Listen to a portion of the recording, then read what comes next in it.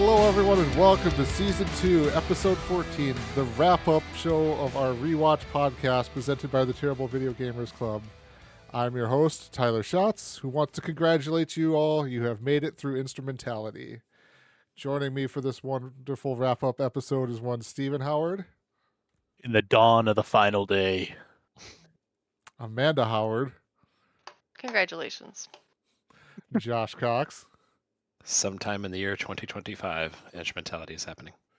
And last, but never ever least, one Gary Delaney. I don't have anything witty to say about this show, other than earlier when I tried to analyze, what do I think about it? I was like, it's like assembling a 500-piece puzzle. And then remember that last year you tried, and it's missing like 20 pieces. Sure. Just crickets. Yeah. As I said, I don't have anything good today. Like, Gary, I good. was expecting a absolutely phenomenally, I did not. I answered all the questions, conspiracy-laden, but I didn't.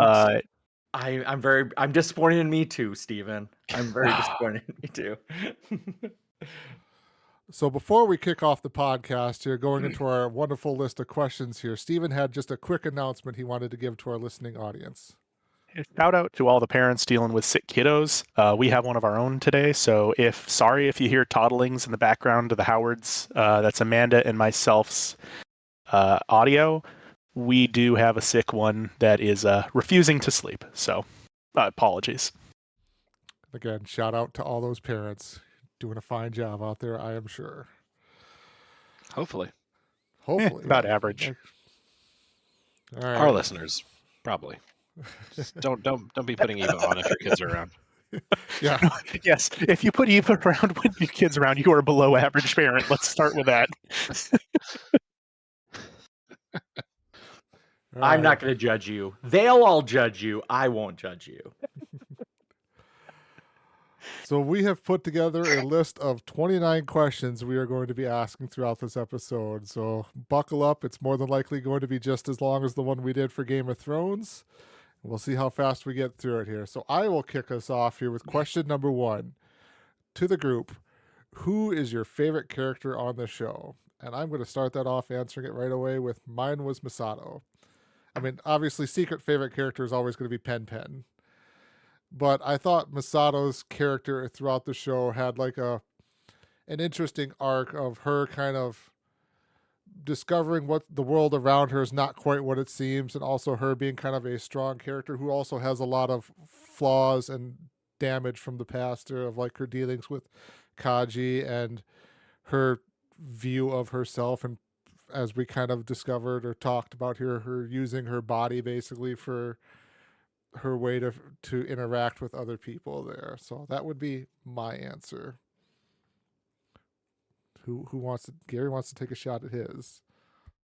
Kaji. Because he's the one character who doesn't have a crazy backstory. You just get him at face value. He's kind of a bro when he's introduced, but you realize that Masato really wasn't nice to him. He's just like, he's kind of dealing the deck back to Masato for her, like the way she did him wrong. So I think that he's one of the few characters who's not having an emotional breakdown. He's just kind of a bro, and he has an objective to, out this evil government organization, and he sacrifices his life for it. So he's actually the only person who died nobly. Wow. Well, maybe Shinji's mom, but His mom didn't die, technically. But anyways, I think this is actually a difficult question for me, to be entirely honest, because I want to echo what Tyler said about Masato. Masato was a pretty freaking awesome character, and I really enjoyed, except for the weird, perving on little boys thing that she did. She was really cool. She was really fun to watch. She always made the scene that she was in exciting or dynamic in some way, shape, or form. And I think she added a lot to the show. That being said, like, if it all depends on what your favorite is, and the definitions behind it, and I'm sorry, I don't have great definitions behind it. So it's like Karuo, Kaworu. I'm gonna get it. Yeah, I'm sorry. I'm gonna get his name It's all wrong, right. but I really enjoy him as well. I enjoy kind of it's almost a wholesomeness that he brings, and when he's on screen, although it's just like one episode, I find myself like wanting to see more of him, wanting to know more about him, and kind of it's I don't want to say attracted to him because it sounds sexual, and it's not sexual, but kind of there's a magnetism that he brings. The pilots are hard to like. Shinji is the pilots are hard to like. Let's go stay with there. I like Uyutsuki's general just swagger. Like he has a swagger. Like, you say what you want about Ikari, it's Uyutsuki who has the swagger. I just want to And the- congratulate Steven for saying Fuyutsuki correctly, because I've Thank you. corrected him most of the season. That might be the first Yeah. time, Spooky. Stephen. Yeah. Good job. Thank you. Yeah, Thank you very we're all much. proud of you. But then when we keep going, the one that I identify most is Kensuke. Let's be very honest. So those are my range of. You asked me one question, I gave you a shotgun blast back. So Kensuke. JC? Which one's Kensuke? Kensuke is the one with the military planes Yeah, and like the military little nerd friend. Yeah. The kid with the Classmate. camera. the nerd dude. I take that Well- back. He's the second person who doesn't have a evil backstory. So I guess I can accept that. He doesn't have But an evil backstory, or it's not having Not that he has an emotional evil backstory, but breakdowns. his mom was part of like his mom was taken into instrumentality because he was one of the candidates for. Oh, we're getting off topic. We are getting way off topic. Sorry, JC, you go. Yeah, still lingering questions from the show here apparently. But yeah, it's to me sort of echoing Steven's sentiment where it's hard to pick a specific favorite because it's also kind of like saying which is your favorite friend. Like each of these characters has flaws in some way. Even just the pilots clearly have their flaws. Even the people who are just the hardly have scenes, but the control room folks, Alba, Maya, Hyuga, they have their weird flaws too. So it's hard to say that like there's clearly an easy favorite. All of them have some fantastic scenes. It feels like. If I had to choose just one though, I would still go with I would go with Fuyutsuki. His demeanor in a lot of the scenes is just very cool, calm, collected in a way that Gendo does it in a way that is calm, but in a sort of demonic way. It's not maybe not demonic, but it's menacing in a way that has a presence that frightens you. Where Fuyutsuki just looks like he's in control of things. He knows what's going on. Even End of Evangelion, the entire geofront is being lifted into altitude. And he's just like, just turn on the physical dampeners. We're fine. We're gonna get through this. But he also has his moments of he's always had this thing for essentially Gendo's wife. Yui, he's just had this pining for her, and he's basically going through with this just because he's still wants to see her as well. So also has his flaws, but he'd be my choice if I wanted to hang out with someone for a day. Be Fuyutsuki.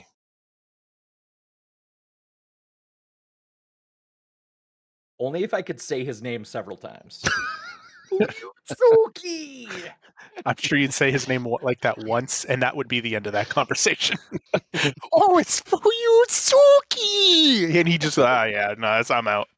Who the F is this guy? Can he just go away? He'd use his elevator that just sends him out of the room. Yeah. Yes, out of nowhere.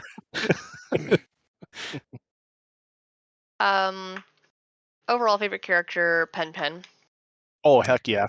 But if we're not counting Pen Pen, I would have to say Misato for the series. But when we got to the movie, I will say, with the movie counting into that, considering how much she irritated me, Asuka really was my favorite character in the movie. So it's kind of a hard decision between the two. I'd say Misato a little bit just because of how much longer I liked her. She was just a character that I appreciated for like she was able to be all those things, but also like she kept her head in a crisis and she was smart and on top of things even when she wasn't. Like she was messy in her apartment, who cares? She was how many crisis after crisis was she just the calm one under fire? It was fantastic. Tyler? I think Gary. Gary had Sorry. one before me. Oh, I was gonna say Asuka is definitely the redemption story of characters. Like from the absolute worst character to like, yeah, as you said in the movie, like definitely redemption to a much more likable character. Tyler, sorry. Yeah, I will say echo that too. For me, Asuka was definitely like one of those characters you could see my like finally just shoot up for her when we got to the movie. It wasn't enough to overtake as my favorite character, but she was definitely a favorite character of mine towards the end there. Let's move on to the next question. I believe you are up, Gary.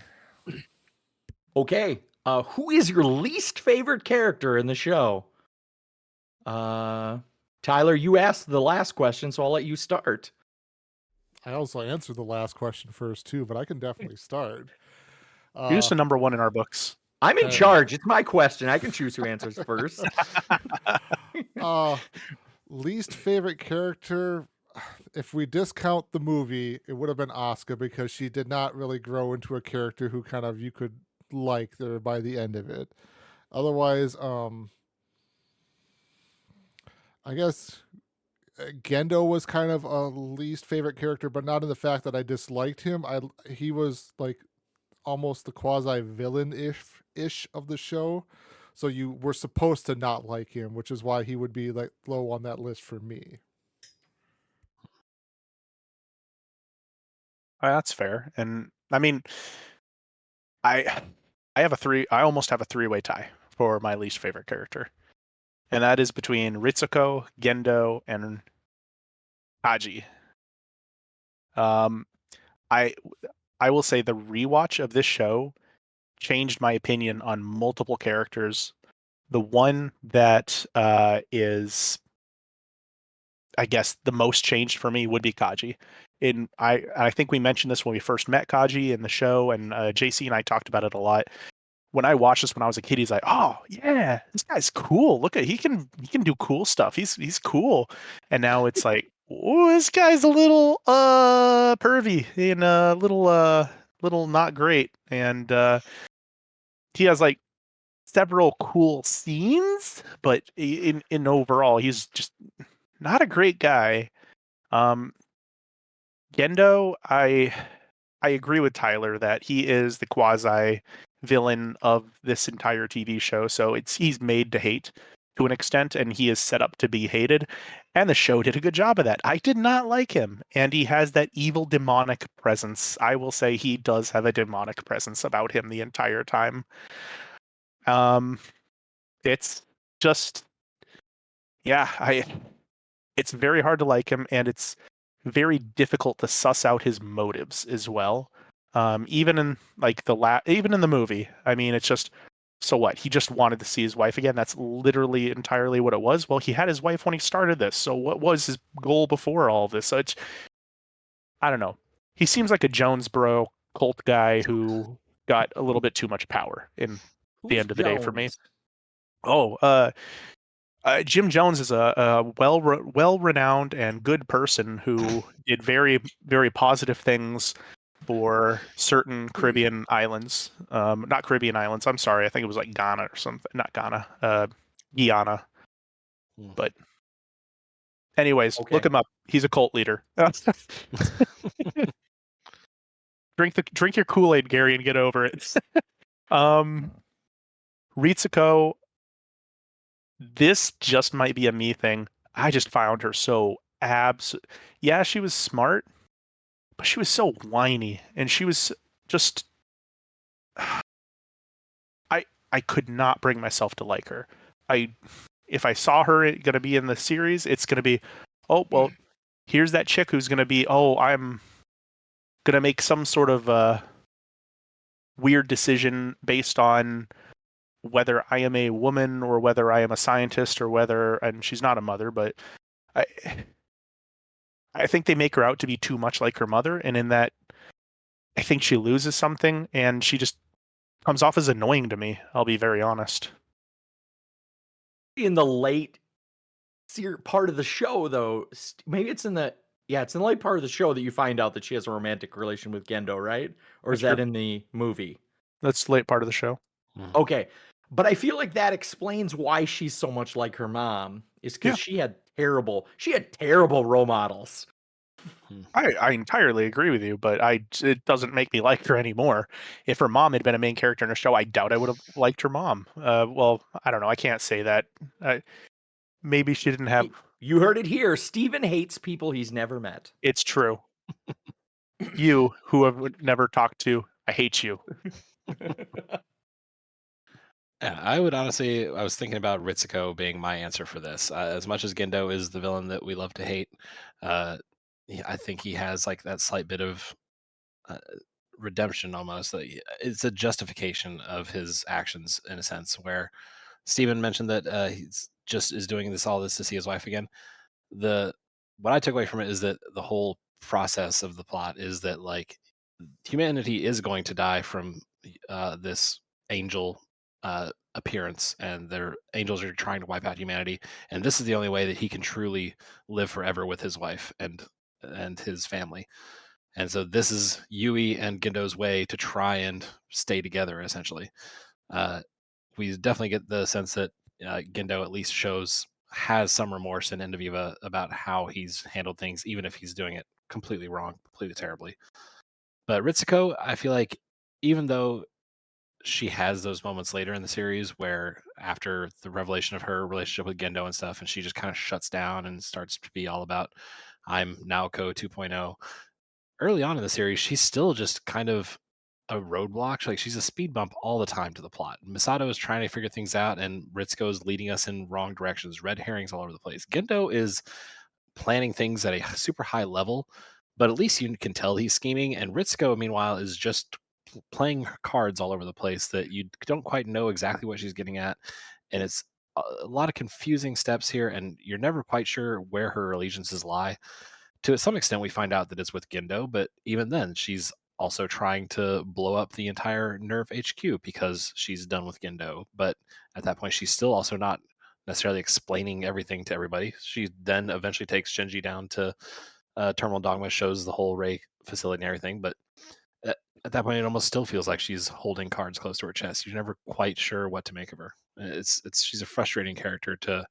She has some great moments. She has some great scenes. The hacking uh, the Magi defense systems and everything like that. Awesome moments. But if I had to choose a least favorite character as well, that'd be the one. Okay. Amanda? Who is your least favorite character? I want to say Gendo. It does feel like a bit of a cheat just because he's I don't know. There's not really a villain per se. And yet, what's to like about him? Barring that, I would fall back to Ritsuko because in the beginning I thought I liked her, but as we kept going through the series, there just wasn't really like she made one bad decision after another, and finally I was just like, I'm just lost here as to like she wasn't overly bad, but she also wasn't overly like she made several bad decisions and then just stuck by them, and I was kind of over it honestly. Okay. My least favorite character, and I chose myself to be last, was Shinji. Main character of the show. Least, I think he's just a whiny little bitch the entire show. And Tell us how then you really at feel. the end of the show, he gets affirmation that he's gonna have some self-confidence, and then it throws you into the movie, and he's like it.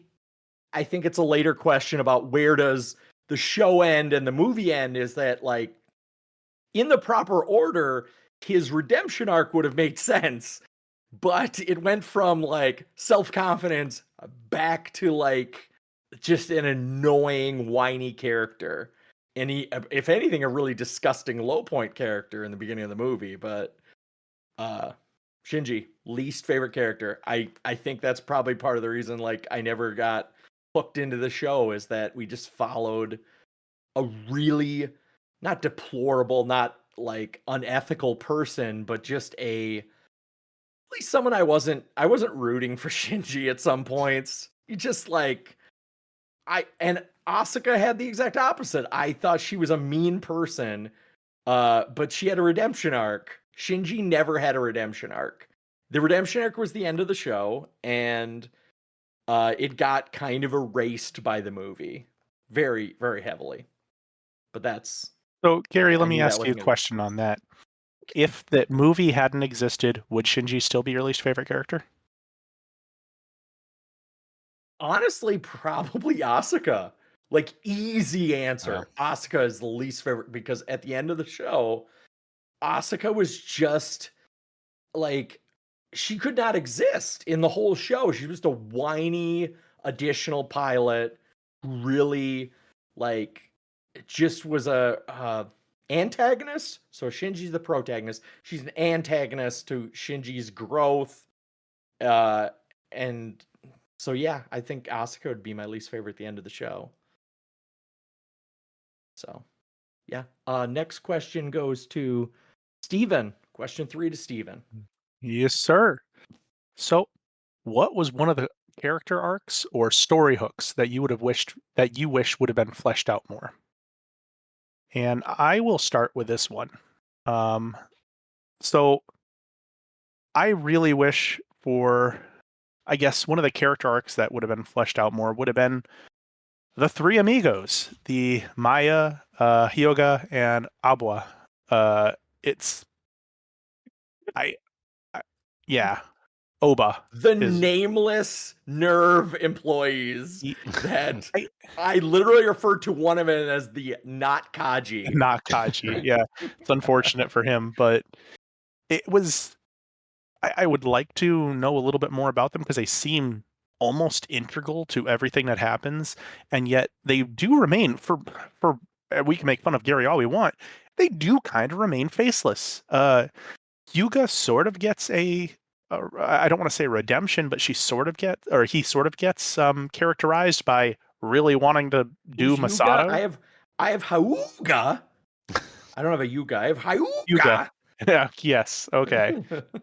And then Maya gets fleshed out by really wanting to be with her professor, sensei sort of thing. And it's I, who knows about Oba? I mean, no idea what happens to him, but I feel like there could have been more story there, and I feel like there could have been something to maybe tie the workings of NERV into everything else. But that I also do understand that wasn't exactly what the story of the show was trying to tell. It's just something that, as someone who really likes world building and really, really likes to know a fully fleshed out world, when I see a TV show, when I watch a movie, I want to be able to kind of experience it from multiple points of view. We were given one point of view, and I don't believe the NERV side of it was really one point of view. I don't usually agree with Steven, but I'm going to agree with him on this because I realized when he mentioned these three characters, I was like, well, these are three characters who don't have any stakes in the show otherwise. Shinji has his dad, he has being a pilot. Gendo has like some big world building event. Upper management knows the big plan. Shinji knows that he's a tool, and the pilots know they're a tool. But these other people really like, why do you join an evil government organization? Or maybe they don't know it's an evil government organization. So, anyway, Stephen, good point. Thank you. I feel warm inside. I got complimented. Oh. You did. JC, Like you laughed at Gary, me. it You get to doesn't go happen next. much. Right. No, Amanda now gets to go next because she insulted me. That's even worse. I did not. I said Gary. The compliment came from Gary. I feel like that happens less for you. That Regardless, wasn't you get my to go original next. answer, but I was like, Well, that that's wasn't your actually answer? really Okay. good. Yeah, that Well, thank wasn't you. my real answer, but I appreciate your answer. It's not terrible like normal. All right, there's the backhand makes me feel better. All right, we're back to even now. I thought of the three. I would have liked to know more about those, but Steven kind of covered that one. My other one that I thought of was, honestly, I would have liked to know a little bit more about the actual individuals behind Sele and the Human Instrumentality Council. Like, they're a big bad evil, and we understood that. We were very clear on that. I'm unclear as to the why. I have so many questions. Are they evil? Do they have like reasons for doing this? Like, other than just big bad guy villain, I get that.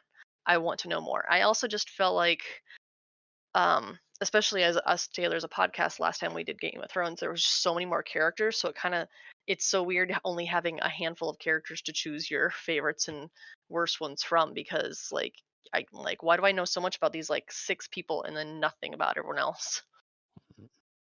I do want to kind of echo what Amanda says there as well, because Seal, I just, you don't know quite a lot about any of the backstories, which, yeah, I guess they're meant to be the villain behind the curtain, but to an extent, like, you hear that Gendo's with them while they're in college, and Gendo's a college student, which to me means they're all college students, which goes back to my Jim Jones reference. Are these all just like cultist hippies out of college that just decided to rule the world? And how did that happen? So, yeah. Even you're mentioning the real world too much, and you're really confusing me. Like, I don't want to read a book to understand your comments. They have TV shows on it on the History Channel.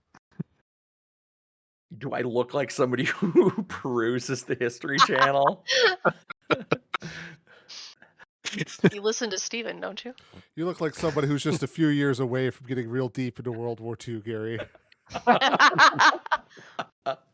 Fair enough.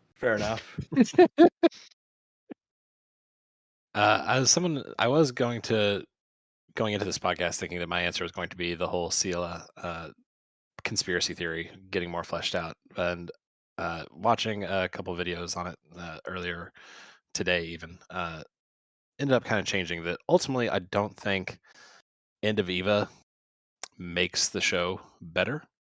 And End of Eva is where we start to get more of those answers about what instrumentality is, what the main goals of these villains are. So ultimately, I think something like Karu should have been a bit more fleshed out. His appearance is so sudden, and there's so much going on in that episode that, like, Shinji is clearly hugely affected by him, and that leads into everything we see after that. And I feel like if his presence had been allowed to grow within us, if we saw him for a longer period and actually became big fans of him ourselves throughout a couple episodes, even though we'd probably know with the way the show is that, yeah, something is looming here anyway. If he just showed up as a pilot and for a couple episodes was just battling along with them or something like that, I feel like that could have impacted us more than just as is. Your head kind of spins by the end of that episode along with his, where it's just so quick, so fast that it doesn't pay off as well. So I feel like the show would. You're talking about the 5th children, right? I can't remember what name you said. Yeah, the 5th children, Karu. Yep, the one that Shinji, Karu, who ends okay. up being the 17th angel. Yep. Okay. So I feel like his plot line could have been better, would have most improved the show to be fleshed out, I'd say. So I will say all of the points that you guys brought up are good ones there. I agree with like every one of them there.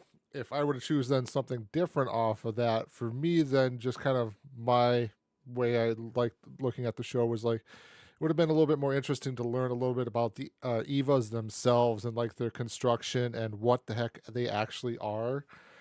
Because, we get that one episode where Unit 1 goes berserk there, and it's like we're seeing all of these human parts come out of it. So it's like, is this, and we know they're made of Lilith or Adam there. So it's like, okay, what does that really actually mean? Is like, are they like this humanoid format and everything like that? Obviously in the movie and at the end of the show, we see all of those skeletons and those brain stems and everything. So you get this weird like look at them, but at the same time, it would have just been nicer to kind of have a fuller, complete picture on all of that.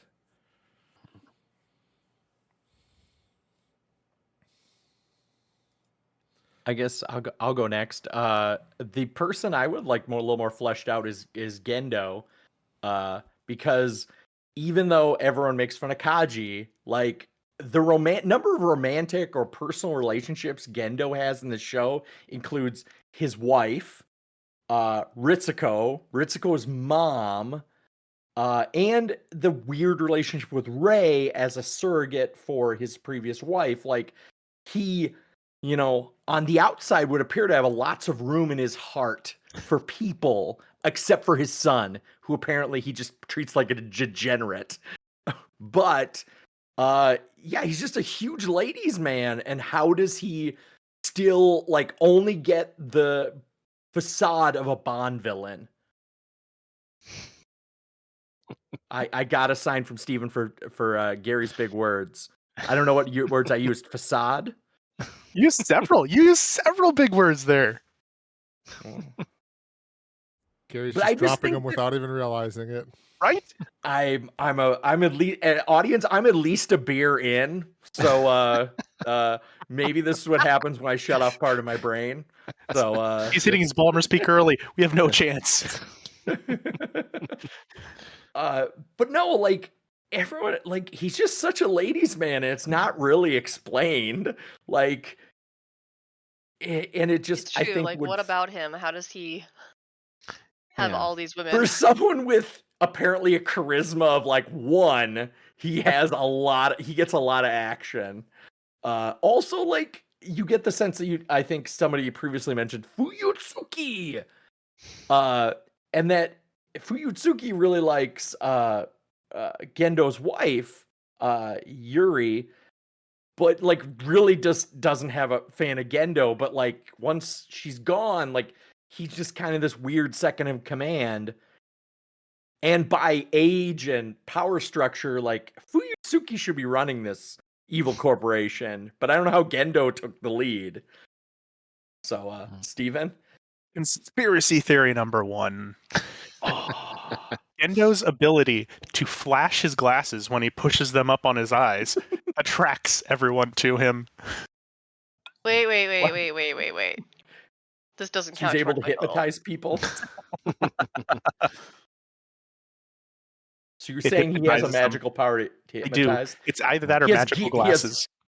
He has special gear in his inventory that allows him to Yes. hypnotize. If Evangelion were made today, it would be Riz every time he puts that up. That's what the characters would say. He's got Riz. I hate so much about that. Classic I don't Rizzler, understand Gendo some Ikari. percentage of that, but All right. Well, Anyway. moving on. Number 4. Who is? Mine. Number 4. What was something you admire about the character you liked least?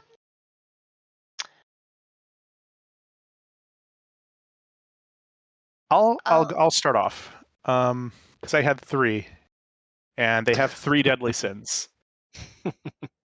Or when I say 3 deadly sins, I mean they have 3 undeadly sins, things that I kind of like about them.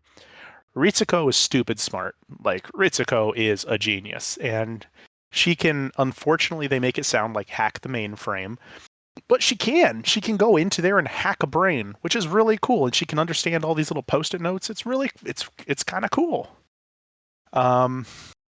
Gendo is really driven. He is, some may say, demonically driven nonetheless. It's a positive attribute. And then Kaji is sly, and kind of cool sly, like a James Bond sort of. Actually, James Bond is the perfect representation for Kaji, except he's a less successful James Bond. He is a Hold on. Sean Connery. I am very no. offended He's a by that Sean reference. Connery-esque Okay. James Bond. Okay, He I'll hits allow on that. women If you all give a over the specific place. James Bond, Yes. that Daniel is- Craig bullshit does not count as real James Bond. Oh my! That's we its will have a own fight about that. category. We'll have a Keep your fight about James that. Bond hate out of this. How Gary, far are we going down this rabbit hole? Oh, we're down this path. But anyway, so I do think Kaji is like a Sean Connery-esque James Bond, hitting on all the women in some probably inappropriate ways. Well, I shouldn't say probably, in inappropriate ways, and generally doing sneaky stuff. He's just really not very, very, very successful at it. So he's like a discount Sean Connery, which is a compliment. I can deal with that. As a product of his time, 1995, does he make sense as a bro in 1995? Probably. It's sad to say, but probably. He would have been a character who would have been better fleshed out in the present day. He would have been a ladies' man, but he would have had a heart. Uh, Oof. Amanda has a rebuttal. Yeah. I'm still honestly reeling from the fact that Gary told his favorite person who was like actually a good guy. I'm just, after the last two characters of Joffrey and Ramsay Bolton, like I didn't expect him to choose Kaji. Sorry. I can go next, which is my least favorite characters was either Shinji or Gendo, and that is that they're not arrogant like Asuka. That was the only good thing I could say about them. Like as you go through the show, like Shinji doesn't have an arrogant bone. He's just like he's like the kid who he sits in the back of the class so he doesn't get called on. Like he's just showing up and trying not to draw any attention to himself. I think he literally does sit in the back of the class, doesn't he? Is that true? Didn't pay attention. Like the back middle part of the class, because he's surrounded by the other two kids. Yeah, that's right. The idiot trio. Yeah. The idiot Very trio. metaphorically, Stephen. Yes, but that was all I had. Who's who I else can has go. redeeming qualities? Tyler? I said Ritsuko, and I would say like I honestly did admire her at first just because she was so smart and she was obviously like trying to do good things with that. I just grew disillusioned with her for longer. I will throw out a shout out to Gary's character of Shinji because I was very, very upset with him in the movie, but I didn't have long enough to stew over it. So Someone who also chose Ritsuko. She was. Her smarts were fantastic whenever they were on display and whenever they were working for NERV. The frustrating points whenever she was just being a roadblock to the plot and the story and the viewer and Misato and everybody. And it was just those were the frustration points for me. He became a plot device. Yeah, kind of. It was especially like the moments whenever she's giving us some information, but it turns out wrong, and yeah, it's just fun. And with my least favorite one being Gendo, I'll agree with everything that everybody else says. And I really like though that he was like playing chess 3 moves ahead of basically everybody else with his grand plan there. Obviously, I don't think it worked out at the end the way he thought it was going to, but it was still interesting to see that everything was somewhat going according to plan in his mind. Did he assume that like ditching the Spear of Longinus in the space was going to help him not be overthrown by the Color Council? That was my I said, understanding. someone who's not fleshed out, like we don't know why he does anything. Like he's just a Bond They were villain. able to rebuild the Spear of Longinus somehow, and then the Spear of Longinus was able to come back somehow. So I don't know. Yeah, it seemed like Sele thought that the Spear of Longinus being on the moon was an annoyance for a little bit, but if they already knew that they were producing 9, maybe they weren't sure if the mass-produced ones were going to work as well until they actually saw it in use. Who can say? Maybe that should have been fleshed out more. I don't know.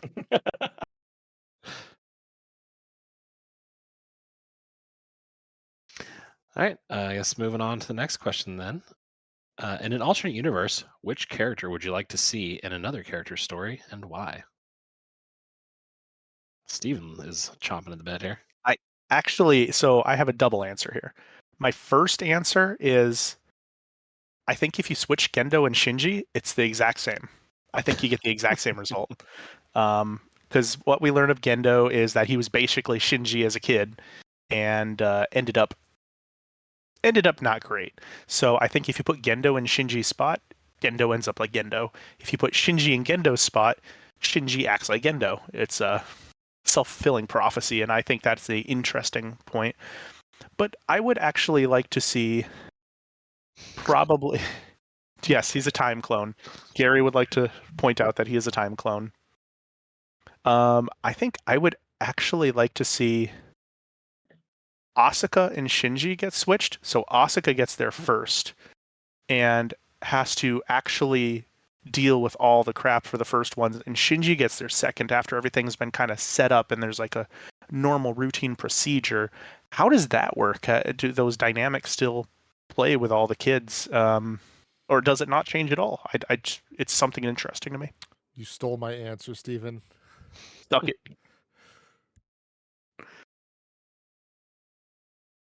I'm gonna go after Steven, but I completely misunderstood the question. I understood as alternate universe as in being a different show. Guilty. So, Same thing. Okay, so I had two The answers. Doki also. Doki Literature Club. Took my- My first answer is Gendo in a 60s version of the dating game. I like long walks on the beach with a clone of my ex-wife and bringing about the apocalypse.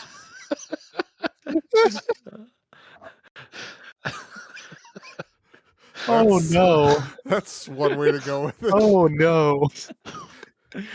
Just as I said previously, like when I was going through my list, it was like he's kind of a ladies' man, but he's not very well fleshed out of how he's such a romantic. And also he's bringing about the apocalypse.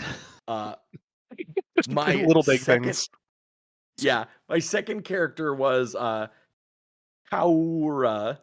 Steven, echoing Steven's favorite character, I would say he's my third favorite character. Kaji, Asuka after the movie, and then him was like maybe in the Power Rangers. I think he'd be good in anything. Like he's just like a character we wanted to know more about. Like, he's just a charismatic. Just charming Alpha 5. Yes, The Power He's definitely the Rangers. White Ranger. Let's be honest here. Well, he But starts just off a, as the Green Ranger first, and then becomes even better as a good person and changes to the White Ranger. There's a whole theory He's a behind very, all of this. a very fluid sexuality character in a and he's just a charismatic dude. But I think he would work well in almost any show. I just want to see him. Echoing what other people said, just needed more of him. He would be good anywhere. Like I think he could add to any show. I want to see Karu in 2.5 Men. That is final right there. I don't understand that reference. I've seen That's 2.5 Men. I don't. You said he fits anywhere. I want to see him in that. I want to see him fit in that show. That it proves my point. He could be good anywhere. Tiger Blood era Charlie Sheen hanging out with the enlightenment of Kawaru Nagisa. That is all I have. Those are my two characters. Gendo in the 1960s dating game, and just Kawu anywhere. I also misunderstood that question to mean that. And since Gary was brave enough to go forge ahead with his, I'm going to do the same thing. I have two sets here. My first one, and I barely remember the show. I remember watching it as a kid occasionally. But there was a show called, I think it was Totally Spies when you're little, and I just feel like Asuka would actually fit in really well with that. Holy crap, you're right. Oh my god. I don't usually Google things, but I kind of want to Google. He's a this now. combination of the red suit spy and the yellow suit spy. Yeah, like I just, especially like the picture that JC has on our cheat sheet of characters, like it fits in it really well too. What's the name of the show? Totally Totally Spies. I think. I'm glad Steven knew instantly what I was talking about. Cartoon Network. Baby. A trio of boy crazy fashionista teen girls from Beverly Hills balance their personal and school lives with the work of the super spies. See, she'd fit right in. My other one was more of a quick our trio, Maya, Makoto. I think that they would do well in the Stargate universe in like Stargate Command. There you go. You can't put what's his name out of a job. That's his job. Well, he's there too. Walter needs days off. Walter, there you go. Walter is such a fun name. I don't even know who his character is. I really like Walter. Walter's the best. That's all you need to know. Following off of that, to the original spirit of the question, I think, I honestly could see it being read either way now. So who knows if it was the original spirit? Uh, Thinking about the way that Rei and Kaoru are similar, I'd be curious how the show would play out if Kaoru were the first children, essentially, that somehow it was a secret atom body that was at the heart of NERV this whole time. How that would potentially play out, and a Lilith transplant at the end. But it's a hard one to say because everyone feels like they're in such a good place for their own role as is. Tyler, have you been able to come up with one since I stole your answer? No, you took my good one, so it's just been out of an idea. Asuka and Doki Doki Literature Club. There we go. Done. Oh dear God. Okay, my last thing before we move on, because everyone else got to put a pop culture one in there. I want Ryoji as the dude from Sailor Moon. My work here is done. My work here is done.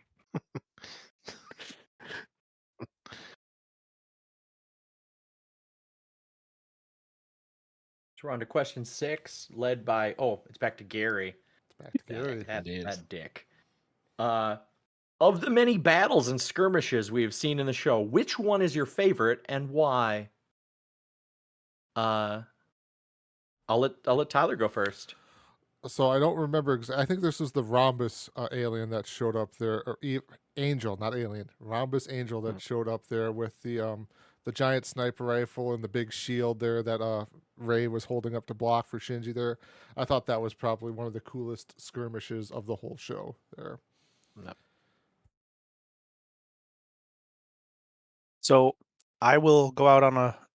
So my answer to this question is more for the artistic detail than it is for the battle of the question itself. I don't know if that's a cheat or not, but the first battle where they have all the UN tanks pointing off into the distance and they have all the ships and planes ready to attack the angel coming in, and Gary has sentenced me to death, but that's okay. It's that those are kind of fairly classic, anime scenes. Like that tank scene, I think you can find that on the internet when you're looking up just classic scenes. It's like a scene from Ghost in the Shell. They have a very good one there, and it sticks in my mind. That said, if I had to choose an actual battle scene, I really enjoyed. I didn't enjoy much about the movie, but I enjoyed the battle in the movie when everyone's fighting and somehow the artillery gets to take things from people, and it's a fun time. It's a fun time for everyone.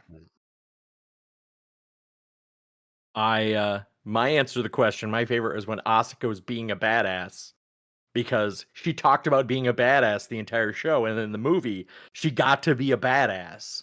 Like, second favorite is probably the Dance Dance Revolution episode. But I liked the Asuka battle because the exact opposite of Steven. I get to disagree with Steven. I've agreed with him too much. Was I felt like some of the other battles, specifically the one in the first episode, was lots of jump cuts and lots of assumptions and time skipping around to like the beginning of the battle, after the battle. It's like you just get to stay with the fight. And I feel like all the other ones like jump around of like, oh, we're in the middle of a really cool battle. Let's go to HQ, or let's go. Like, I was like, it actually delivered. I think JC asked me like, at the end of the show, I just wanted a robot battle, and the movie delivered. Like,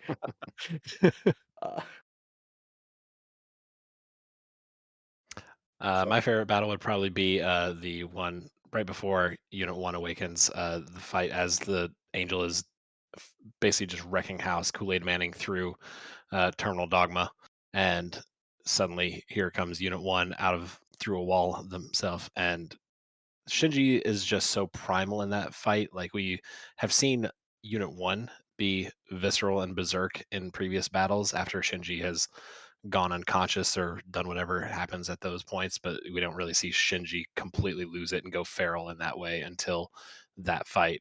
And it's just intense in a way that none of the other fights are, in my opinion. I forgot about that one. That was a long time ago.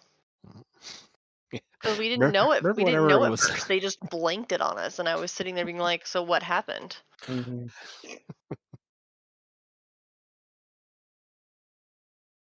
I think my favorite was the one where we first met Asuka, and it was on the water. It was kind of cool. It was just a very Yeah. different scene from the other battles. Yep, very true. I remember loving when Misato had this, was like totally cool about like, hey, it's this is their arena, we'll follow their rules, but then was like, hey, you want help handling the thing that you've never seen before? That still lives rent free in my head.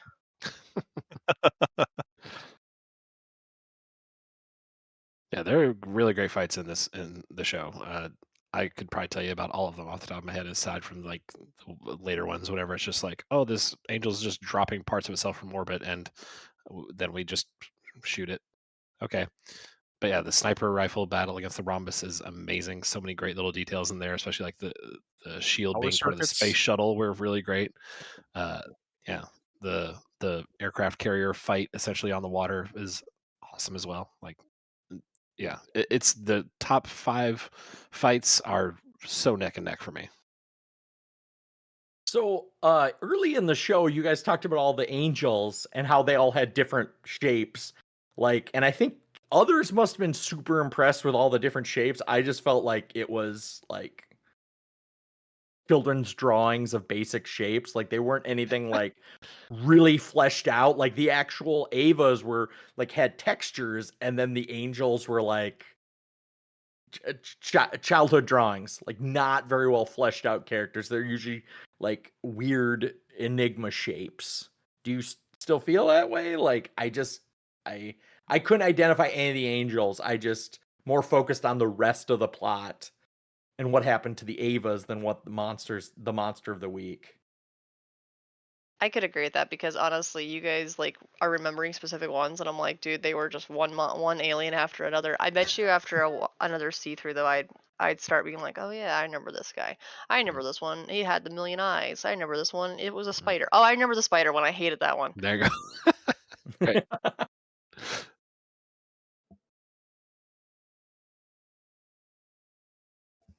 Hmm. Did we get to everyone? Are we on to question Think 7? so. Are we on to Question question 7? Think so. All right, that's my question. Neon Genesis Evangelion originally aired in 1995. Name something you don't think has aged well and why. I can go first. I think all the um sexual references in children and sexual harassment, basically. How about that? We've referred to that multiple times ourselves when we were like, well, you have to remember Yeah. when it was aired. And every time we say that phrase, I feel like Steven and I use that phrase sometimes when we're talking about events in like 300 years ago, but we're only talking about like 30 years ago now, guys. 30 years ago, God. Wow. Way to make us all feel Hashtag old, you're Amanda. old. Thank you. Sorry if everyone feels old now. Go ahead, Gary. I think I put my number one with the bullet. I had 2 here, but my first one was the unhealthy relationship between Kaji and Misato, of like in the age of Twitter and Me Too, of like just the fact that she was in an unhealthy relationship. He was kind of a bro, but also like I don't think Misato was a stable partner in the relationship. So that probably wouldn't like the guy shaming, I think, is not as relevant because she's kind of a basket case too. And the second one was the story pacing in general. My just general gripe with the show, story pacing. I think more robots, better organized story could have helped the narrative. I think just the general layout of the narrative would have been better organized in today's world. Steven? I'm going to echo both of you guys and then also disagree with Gary. That, yeah, Fair enough. the sexual, almost everything about the sexual nature of the show is not great. and doesn't age well by any means. I know some of it is supposed to be intentionally provocative, and it is showing, to an extent, life from a 14-year-old's eyes. So, I mean, yeah, they're going to have awkward sexual encounters like when Shinji and Asuka kiss. Yeah, it's weird, but I mean, you could imagine a 14-year-old doing that just because they're kids. They're going to experiment. They're going to do whatever. But the big thing for me is the adults kind of being okay with being sexually either active or sexually open for the kids. That's a big no-no, and that's something I don't think I don't know if that was sort of okay at the time, but it has not aged well, and it is not okay at this time. I Terrible role models, basically. The Oh, adults are absolutely terrible horrible. role models, even though there's no Horrible role models. mothers around. Apparently, mothers And- got murdered instrumentality. But Yeah, well, and I mean, to an extent, I know like Asuka just basically has a crush on Kaji, like a really, really big crush that Kaji, I feel personally, sort of cultivates for his own end. And yeah, 14-year-olds will have crushes on older adults. That happens all the time. I had a crush on my 9th grade science teacher, I want to say. Can't remember her name, but she was pretty good looking. But I was a kid at the time, and if that had been in any way, shape, or form reciprocated by her, that would have been a fucking huge problem. And that's kind of what we get here. Like, if it's not cool. It's not cool.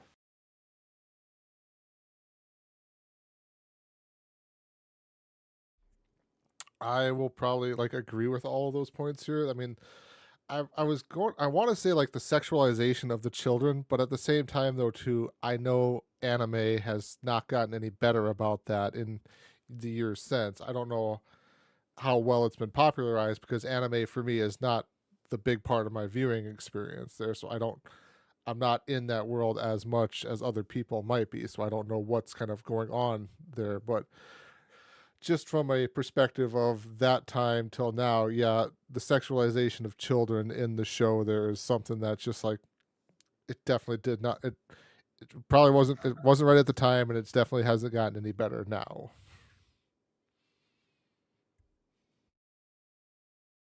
Yeah, Okay. along those. Okay, sorry, go ahead. I was just you have something intelligent to say. I'll let you go next. No, not really in this case. I mean, it is, I think, echoing these same comments. It's the worst part of the show, I think, and especially the movie. Whenever it's a show about 14-year-olds and it's hypersexualized at points. I think early in the show, it's almost played as a sort of not necessarily a joke, but it's got those points where at the end of every single episode, it's like, and more fan service next time on Evangelion. And they're playing it up a little bit as if to point it back in the face of the fans who are probably watching an anime who are typically turning in for that fan service. And it's turning the mirror back on them in a sense to say, like, there's more going on here than just trying to titillate you. And yet they just keep doing it, and eventually it turns into something that it feels like the characters within the show are becoming in on the joke, part of the joke themselves, where it's now doesn't feel like it's a reflection of the culture around who's watching it. It feels like a culture within the show that's now become toxic in a way. So yeah, I think it's definitely aged very poorly in that sense. I don't think necessarily you would get rid of the sexualization of teens and everything like that, because like Euphoria is huge. There's still animes that do that with shows and stuff like that. So I don't think you could get rid of it entirely, and I think there's ways to do it to keep it in the show that would just be aged better, I guess, in a more responsible way. Okay, I let Tyler finish his point, a logical point, but like after he started talking, I was like, hold on. Steven said he agreed with everything except for Gary in one small part, so I had to ask in the chat, what does Steven disagree with? And his comment was the pacing of the show, much like Gary. And apparently I lack pace, which might be a weird sexual reference to my pacing. I don't know. But the more you know, I guess. Anyway, we continue on. Now that was But brought up, for the who has listeners, question number I'm 8? having Steven, I'm laughing in the background because like I was like, hold on, what did Steven disagree with? And then the chat, he just The text throws of the shade. comment was, "Your pacing comment was the worst, just like you." Oh, I'm the worst. Got it. Yes. Yes. Okay. It's you. Fair point. You're the problem. I am the problem. As Taylor said. All right. Keeping this show on the road, though, we're going to jump to question 8. So Eva was a huge pop culture cornerstone with a gigantic marketing tail and plenty of references in other pop culture, not to mention the countless memes, some of which we've experienced in our own chat here. So this is kind of a 2-part question here. Have you come across any references or merch that you enjoy, or if this was your first watch, were there any references you now recognize that came from Eva or End of Evangelion? So I'll start the question off here and say, I don't recognize anything from any of my time before starting to watch this show. I will say, and I think I mentioned this a couple of times in chat, when I was just happening to start browse Reddit there, for whatever reason, and again, this is probably my phone is listening to me too much, Eva started showing up in random things, like some ads, like it was partnering with some stupid gotcha game on Facebook or something like that, or for whatever reason, some Eva subreddit happened to show up, or like the Godzilla subreddit that I follow kind of passively was talking about who would win in a fight, Godzilla or one of the Evangelions there, stuff like that. So it started kind of bubbling up to the surface for me, but it's never been anything that's kind of, I think I've necessarily crossed paths with before this. So go ahead, Gary. I would agree. I don't think I noticed anything Ava before this show, and then after it, I don't think I've noticed anything either. I made a bonus comment that's like, I consider this a B-rate show of a good show, kind of like a Digimon or a badass Beetleborgs, like just a rip off. Well, why are we hating on Digimon here? Yeah, because I can. Beetleborgs. Anyway, I haven't seen anything reference to the show, and I maybe I'll be surprised in a couple weeks, a month, a year, and I'll catch something, but I don't expect anything great. Steven? So before I watched the show, I did come across some Eva merch. I'm not going to say that I enjoyed it per se, because it was of the sexualized nature of the pilots, specifically being Asuka. Like, I remember seeing Asuka, it's like a pillow or something to that extent. And I was like, this is, at the time I had no idea that this was really a thing, that people would buy these pillows of anime girls that they like, and don't look it up if you don't know about it, because it's not worth your time. But I did see people with those, and I had seen that before. So that was the thing that I had known before. I'm not going to steal Amanda's thunder. Amanda found one that was actually really cool that I almost spaced on, but I definitely knew about, just completely spaced on it. So, and I'll chip it over to Amanda real quick. I was so excited. I found this like 2 days ago. I have never heard of this show before you guys suggested it for this. I have taken your guys' words for it when you said how big of a cultural like cornerstone this was. Totally taking your word for it. Hadn't run across it. I was rereading the Ready Player One series, all 2 books, and series. There's 2 books. It's a series. I'm pretty sure it was the ending of the first book. I just binged these 2 books in like the last like 3 days straight. So forgive me if I get the book wrong.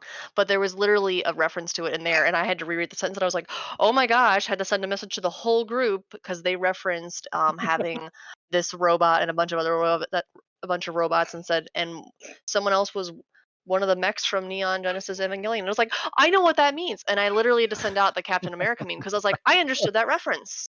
Because there's so many references in that book that go over my head, and there's so many that I love, but like there's so many more that I don't know.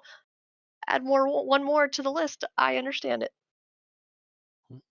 Okay, I'll retract my previous statement. When Steven mentioned the weird pillow thing, I Googled it. Unfortunate. In safe I'm sorry search. for you. In I shouldn't have safe mentioned it. search, because I don't need that sort of shit in my life. Like the internet doesn't need to know that. But I still was like, wow, this shit does exist, and it is a Alright. thing. And Okay. yeah, Gary, you can't say I googled it in safe mode because I don't need that in my life when you literally googled it, even though you didn't need it in your life.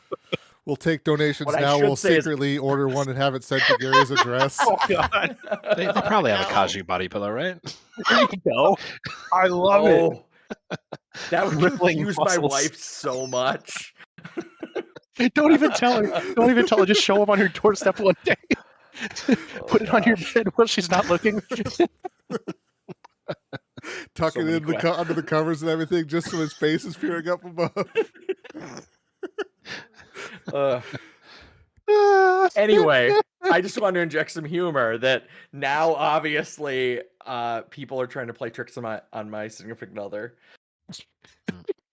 with a show that she doesn't understand. I've only explained as amazing. this show's fucking messed up. And that she heard a bit of in the car. Yes. Yeah. As the original ask for this question, it was one of those things that I watch a lot of YouTube videos, and so tons of YouTube videos will use the theme song from the show as their sort of intro of a certain video topic, and they'll make references and they'll have thumbnails that have like that final scene from End of Eva with Shinji choking Asuka. There's also references in some other games. I'm going to post one to the chat now. The Destiny 2 has the steepled stare legendary emote that is straight up. It has Gendo's glasses on your character, and it gives a little desk, and they do their fingers up like Gendo does. Nier I love Automata it. has some great moments as well that are just iconic Eva moments that it looks reminiscent of the show in certain scenes.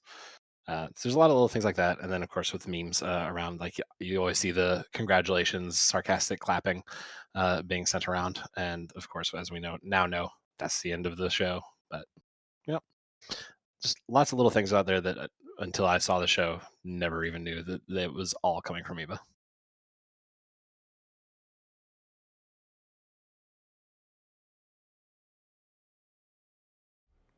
You look like you had one more question there, Gary, before we moved on to question 9.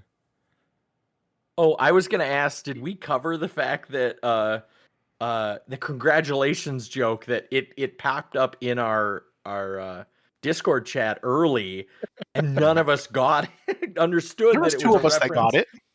it. Yeah, 2 of you got it, but like it was I don't know how early it was in the show, make like 3rd or 4th episode, like, and it completely over our heads. And then I think last week, Steven reposted it, and it was like a weird alt version that has some strange character mixed Weird thing in the back of it. Yeah. You know how people F apologize with for that. memes that are in the general meme like, it's like, oh, we're gonna put your friend's face on this. It's like, but yes, just like a 4th face that doesn't make any sense. If anybody wants to have fun with memes and gifs, just type Final Fantasy into your GIF search, and Willem Dafoe's face is all over all of them for some reason. Oh, okay. Replacing the characters. Of Tifa course. Lockhart now with Willem Dafoe's face. I Alright, need looks more like we'll Willem have- Dafoe in my life. We'll have some fun after this podcast airs.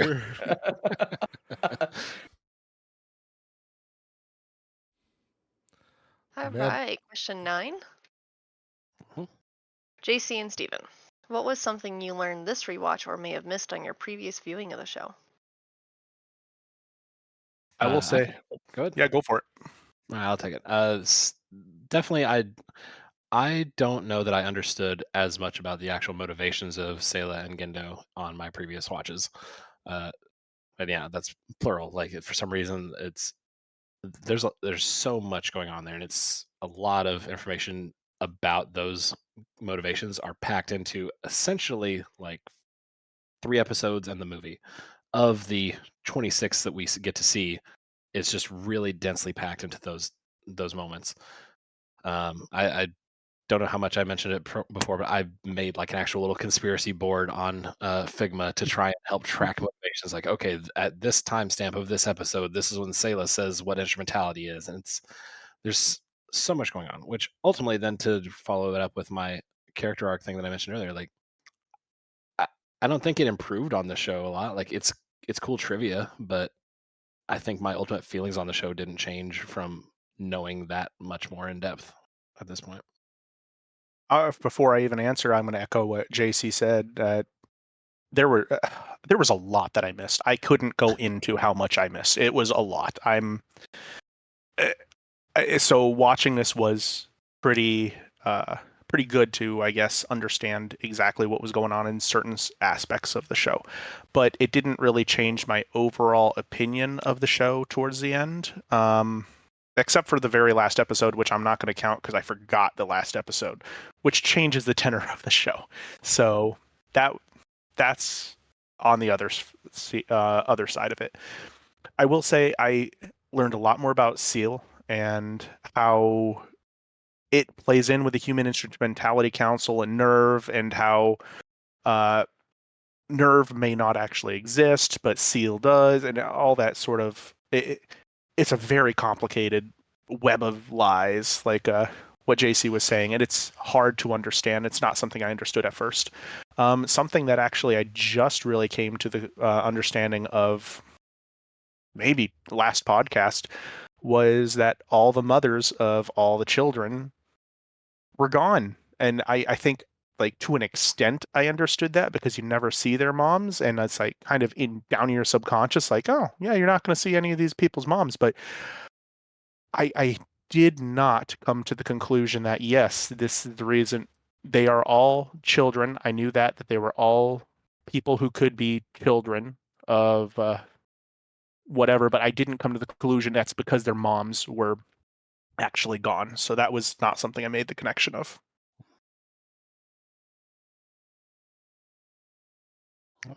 I suppose, Steven has the next question then. Yeah. So on the opposite end of that, Amanda, Gary, Tyler, how was your experience watching the show for the first time and then having to talk about it on a podcast with excellent people like JC and myself? Tyler, you can go first. So I'll touch probably a little bit on this too with my wrap up of the show here, but like for me, this wasn't typically how I would view a new show. We live in the culture now of basically just binge watching shows, other than stuff on like Disney that airs one episode at a time. So like having to then stop and not watch ahead or read ahead or anything like that going forward, it was just kind of hard, because especially too, like the big thing was I couldn't go online after the episode had aired to like look up stuff to maybe I didn't understand, because I was then going to spoil everything that had come after this episode. So that was the challenge for me, of just how we were watching it, and not being able to then go online and look up something that I might not have quite fully understood, or maybe somebody had a better explanation for, just because had I looked anything up, I would have spoiled myself on the rest of the show then. It was much different not having seen the show ahead of time, or before at all. It was different watching it with Steven, because I learned I either needed to not look at him because I knew him too well and I could just pick the thoughts off his face, or I had to watch it separately from him entirely, which are both okay experiences. But then, like, having to talk about it afterwards, I was like, I did have the constant fear of, like, what if I'm an idiot and everyone else knows what's going on? Because that what the fuck is going on happens so much during this show. My experience with the show, I was not a fan of the show. I don't know if it's any secret if you've listened to any of them. I thought so it was difficult to watch. The show was worse than a murder mystery when it comes to detail and explanation. When questions are answered only in half answers or very unclear, the details are hidden in off-the-cuff conversations between characters. The conversations is a mix of sci-fi jargon and spoken in code, or listening to or pretend as if there was a 5-minute conversation and you only caught the last minute of it. Like, that's how the entire show felt. It's just like you're missing so much context. Conversations you needed more of to make sense. And near the end, I was very frustrated. I didn't want to watch the show a second time. It's no secret. Because it was, and as I said in the intro, it was like assembling a 500-piece jigsaw puzzle, where you knew that there are pieces missing. Like, it was just the going in to watch a show that was just, you knew was going to frustrate you because there were so many unanswered questions. And then adding to the show's dark tone and unpleasant characters, it was a furthest from what I'd consider a casual viewing show. AC. So to follow up on your glowing review, would you say that in terms of your experience of just watching the show, like the way you took it in, do you think that slowing down, at least if you had binged the show and not had a group to talk about it with, would that have helped or hindered your experience, you think? Think this jumps ahead to a later question. I have to go look for the answer.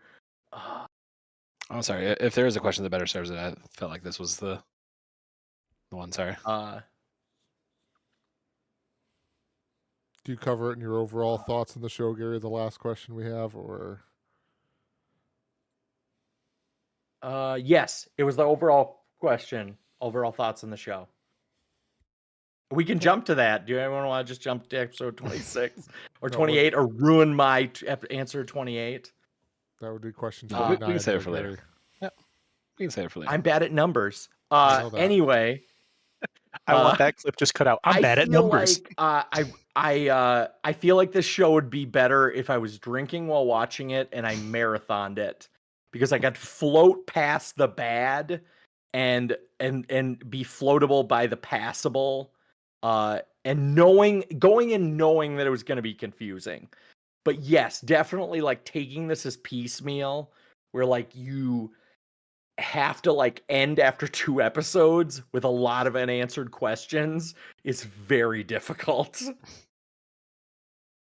But I think just marathoning through it, you could get past the like, oh, this is kind of confusing. Like, oh, it's explained in the next episode. And you don't have to dwell on or rewatch the same episodes with missing information. Fair I don't enough. know. I'm obviously the major detractor and not the one person who wasn't impressed by Pen Pen. You son of a... The true sign. 4 out of 5 The true podcasters sign. agree. Pen Pen is pretty cool.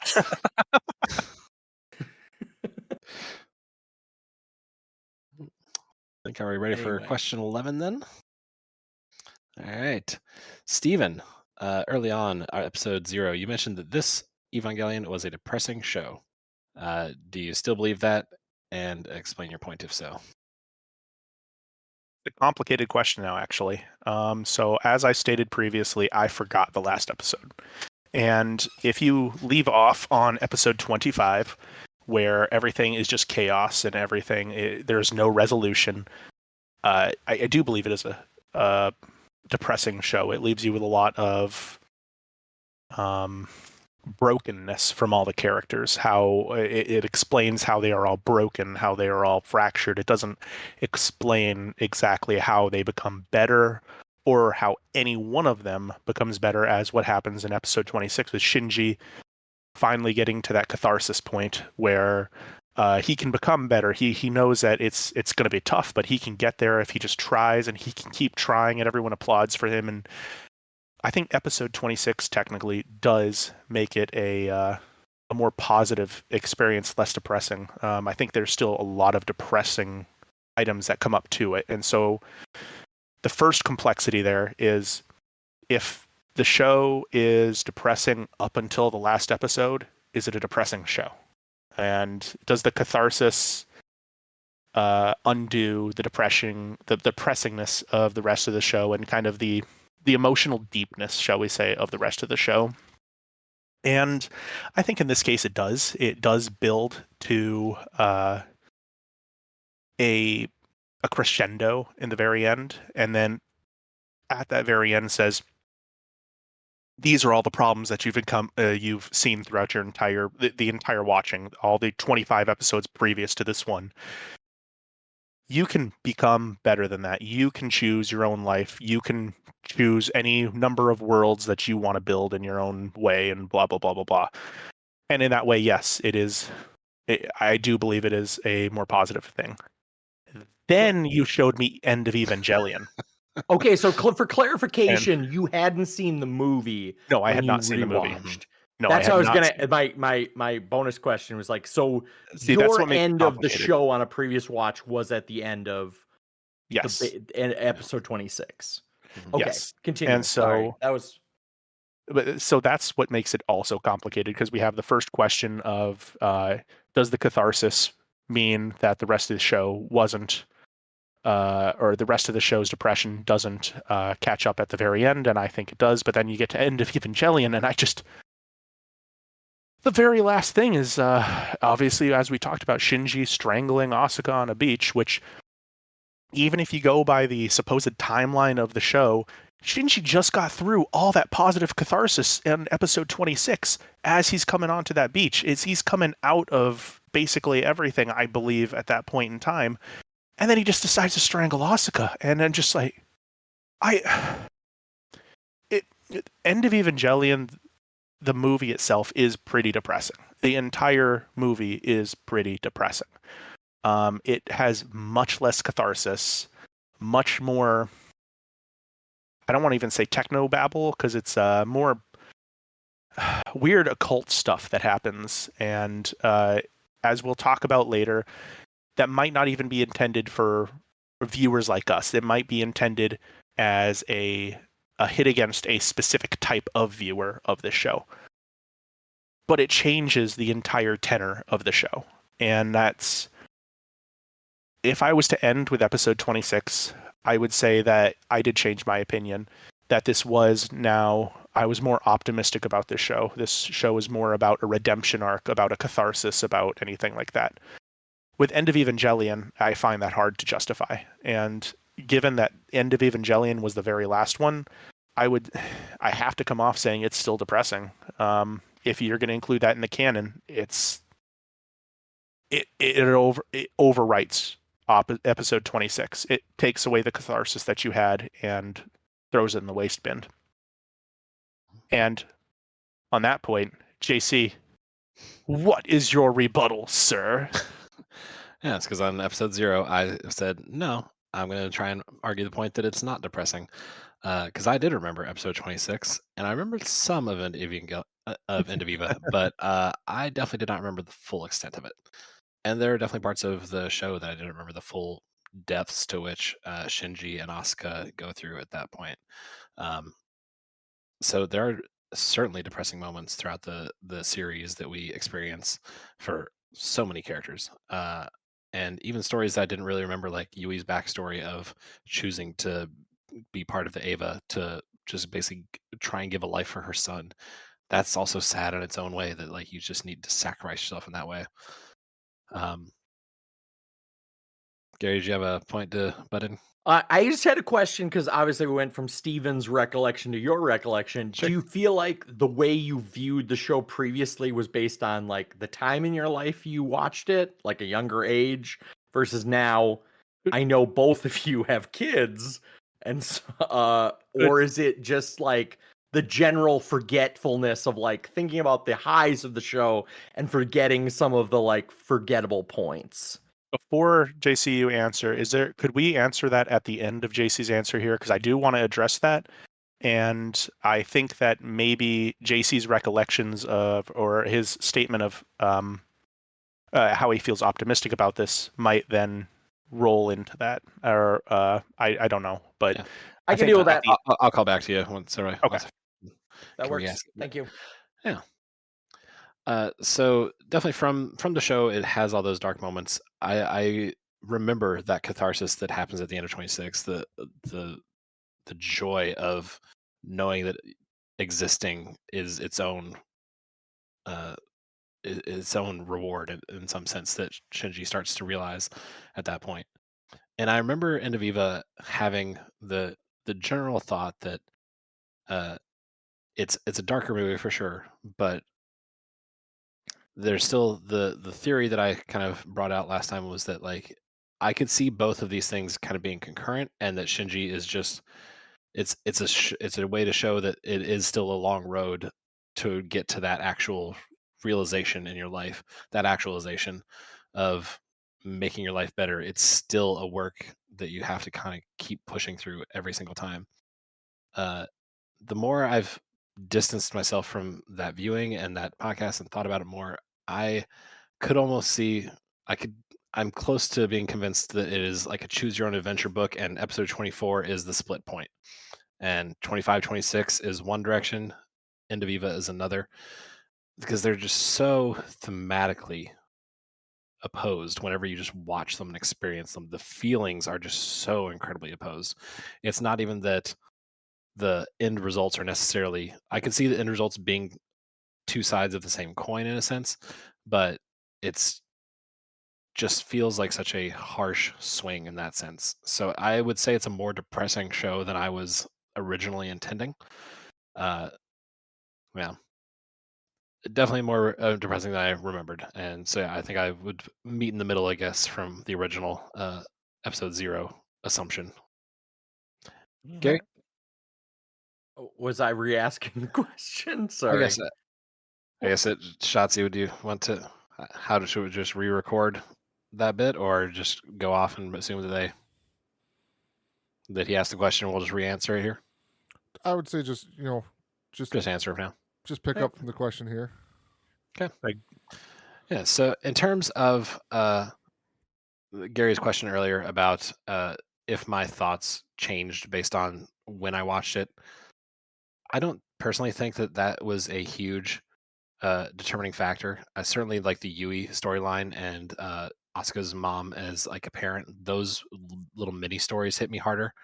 But then also things like Gendo's just complete rebuttal of Shinji as a person just feels that much more harsh in those cases as well. So like there are some places I connect more, some places I connect less, but then it's just ultimately I feel like the deeper dive here and just kind of re-examining it, having it brought back, because so much happens in the show and movie that it's more just about the details being lost to time more than me changing as a person, I think.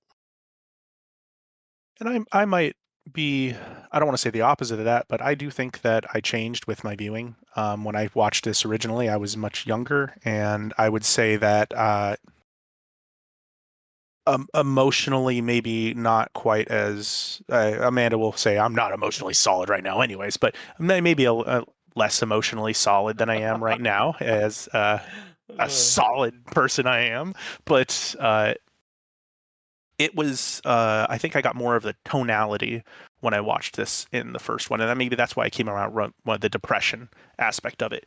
That's what really resonated with me, was the depression, the sadness, the harsh realities that everyone's having to go through, and that is what I took from the show. Watching this again, I would say a lot different vibes. Well, not all the different vibes, but a lot of different vibes, maybe more nuanced vibes when I'm watching it. I see more people striving to be better, even if they don't know how. Like Asuka. Asuka is striving to be better throughout the entire show to how she knows how.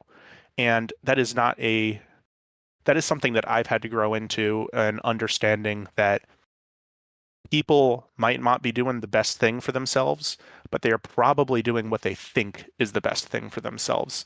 And that's not something that I knew earlier in life. And that's something that I more know now. And so I'm able to understand these characters maybe a little bit better. I'd assume that's what is intended in some of these characters. And so it's that empathy aspect. I believe I have more empathy for these characters. I have more sympathy for these characters from that empathy. And that makes the viewing different for me. JC. Yeah, to speak more to the specifics of rewatching, I can see that if I had watched it way earlier in life, especially as a teenager or young adult, then I probably would have gone through similar situations where my outlook on the world would have certainly colored the viewing of it. But I came to it relatively late. I came to it after it had first dropped to Netflix, so I was basically already old at that point, I guess, and so really not a lot about my outlook on society has changed since watching Eva. It's definitely a show that I think turns a mirror on the viewer in a lot of ways. So what you're bringing to the table is probably going to affect your outcome of the show, I think. Thank you for answering my bonus question, because I realized that like that was like, you know, how does your view change over time? Because it's a very complex show. And how the lens you bring to it as a young adult versus somebody who I'd like to think you and Steven have your life together. You have Me too. a wife and kids, and Oh you're yeah, trying to Amanda's figure out looking all at the that camera and stuff. she's not impressed with you right now. It's not Uh, Steven, it's both of us, okay? You're better at pretending you have your life together. There we go. Compared to, I don't know, like as I always make fun of, like the difference. I'm obviously older than my significant other, and it's just like the drama that people in their early 20s have versus the drama in your late 20s. You're like, this is just dumb. Like, I gotta go to work on Monday. I don't have time for this drama of like all that crap. Like, I can't even. So moving on, kind of speaking of all of these topics and everything like that, question 13 comes up of, do you feel like a TV show of this kind is a good method to address deep topics like loneliness, depression, and obsession?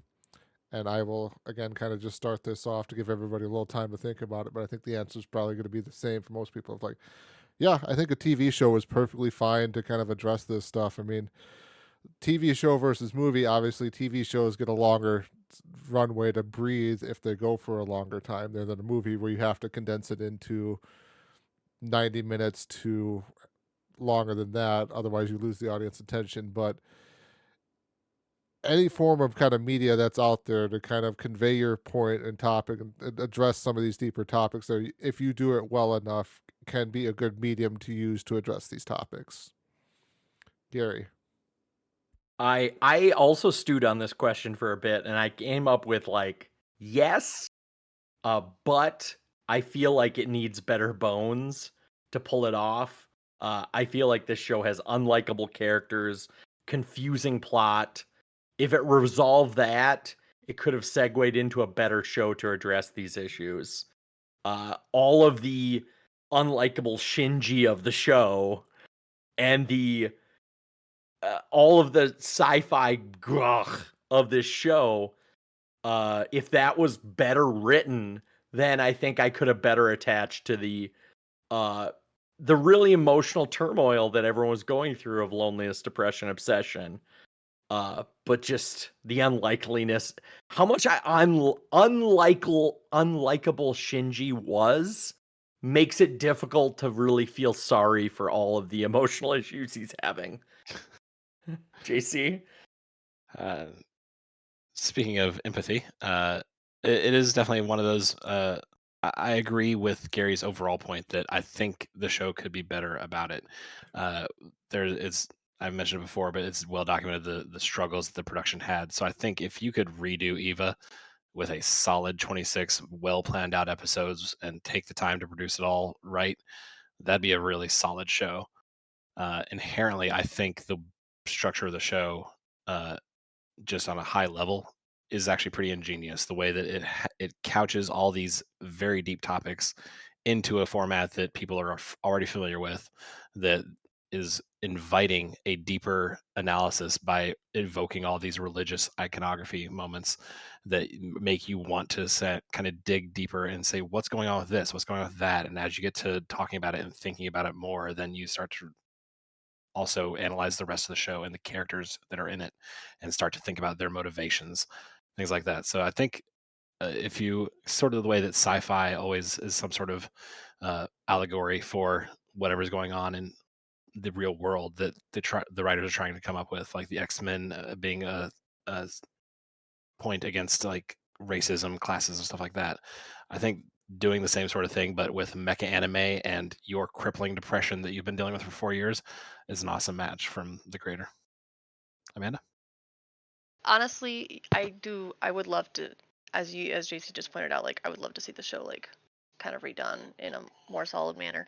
But yeah, honestly, I think it's a completely fine medium to use. And as much as we were all like, oh my God, these people, like, they need to get it together, all of us were also being like, oh, God, I know they went through, wow, they were really screwed up because they've gone through this. They obviously showed us the trauma in an excellent way. Like, we all were very clear on just why they were screwed up.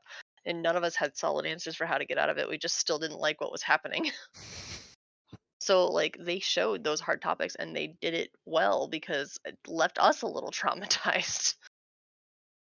I will agree with that. Like, as the characters in the show, like, they are very, very screwed up. And the other, like, reference of shows I don't like is like a Grey's Anatomy, which is like, oh, you're all doctors. You're making thousands of dollars a year, like more than I do. And you've got petty, like, drama going on in your life. And it's just like, who cares? Whereas this, like, it's teenagers dealing with normal teenager stuff. And the fact that the end of the world and the apocalypse rests on you. So I could give some forgiveness for the fact that they're screwed up, but that's about it. So I am actually going to take a mildly probably unpopular and controversial decision here, and I will say this might not be the best format to address these topics. And the reason why I say this isn't actually through the show itself. I think the show does a great. I enjoy the show. I watch the show. This is my third time through, so I enjoy the show. I enjoy watching the show. I enjoy the thematics of the show. But that being said, the show's target audience when it released was probably kids around my age as well. And these are the items that the show is trying to address, being things like depression, obsession, loneliness. While they are things that maybe if it's spelled out for kids, they can kind of vibe with and understand, it isn't necessarily something that a immature adult, which is what kids are, is going to be able to understand. And so what they're going to come out of this with is there were hot girls and this kid fighting on giant robots, and I want to see more giant robots fighting with hot girls. And it's I don't fault the creator of the show necessarily for that, because I think the creator of the show did a pretty good job of trying to get his point through and trying to make it nuanced. Kids don't pick up on nuance. And in the end of the day, I don't believe this was an adult animation show or something. I mean, adult animation sounds like porn. It's not what I mean. But I don't believe it was a show meant for adults maybe to watch. And I could be wrong on that. And that would change my opinion entirely if I'm wrong on that. This seems like it was a show made for kids. It was a show like Gundam Wing. It was a show like many of the other animes made around there, Ghost in the Shell.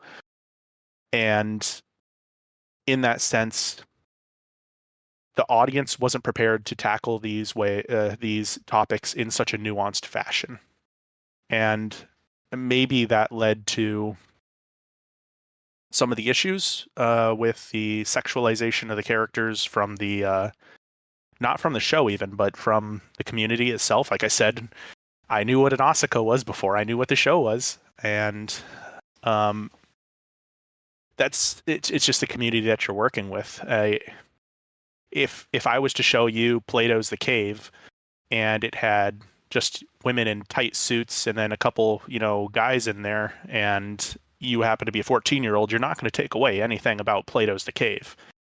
You are going to take away there are some really cool hot women in suits doing cool things, and that's what you're going to get from it. And so I don't know if this format works in terms of the audience that it is reaching. JC? I would say that I think that I have no idea. One, I've tried to look it up to see what the target demographic was, and it's a debated thing within the community, especially given that like localizations of the show would end up putting it in time slots that typically teenage boys would be watching. However, the way that the show is structured, I think lends the thought to myself that the idea that it is aimed at more adult fans, like fans who are watching these shows anyway.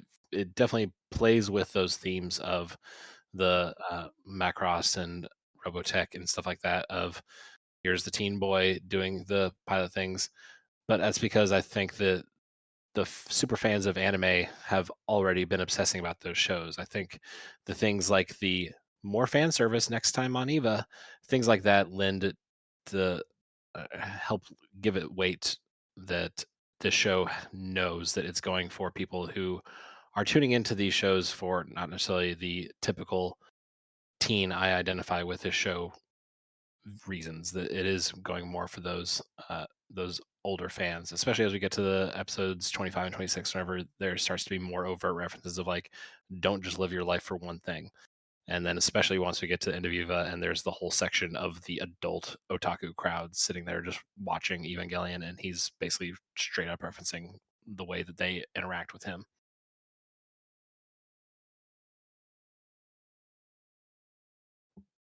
Yeah, I don't know. This was a hard one for me because like I said, I do enjoy the show, and I did personally get what to an extent what I assume the creators' purpose was from the show. When I look at my fellow kids around me when I was watching this, my big thing would be, would they get that? And I think that maybe we're talking a 25-75 split there. And obviously this is all demographics based off of Steven's head, which means they are made up. They're statistics, damn lies and statistics. And that, at the end of the day, that's all I have to work with. It's just a feeling that this wasn't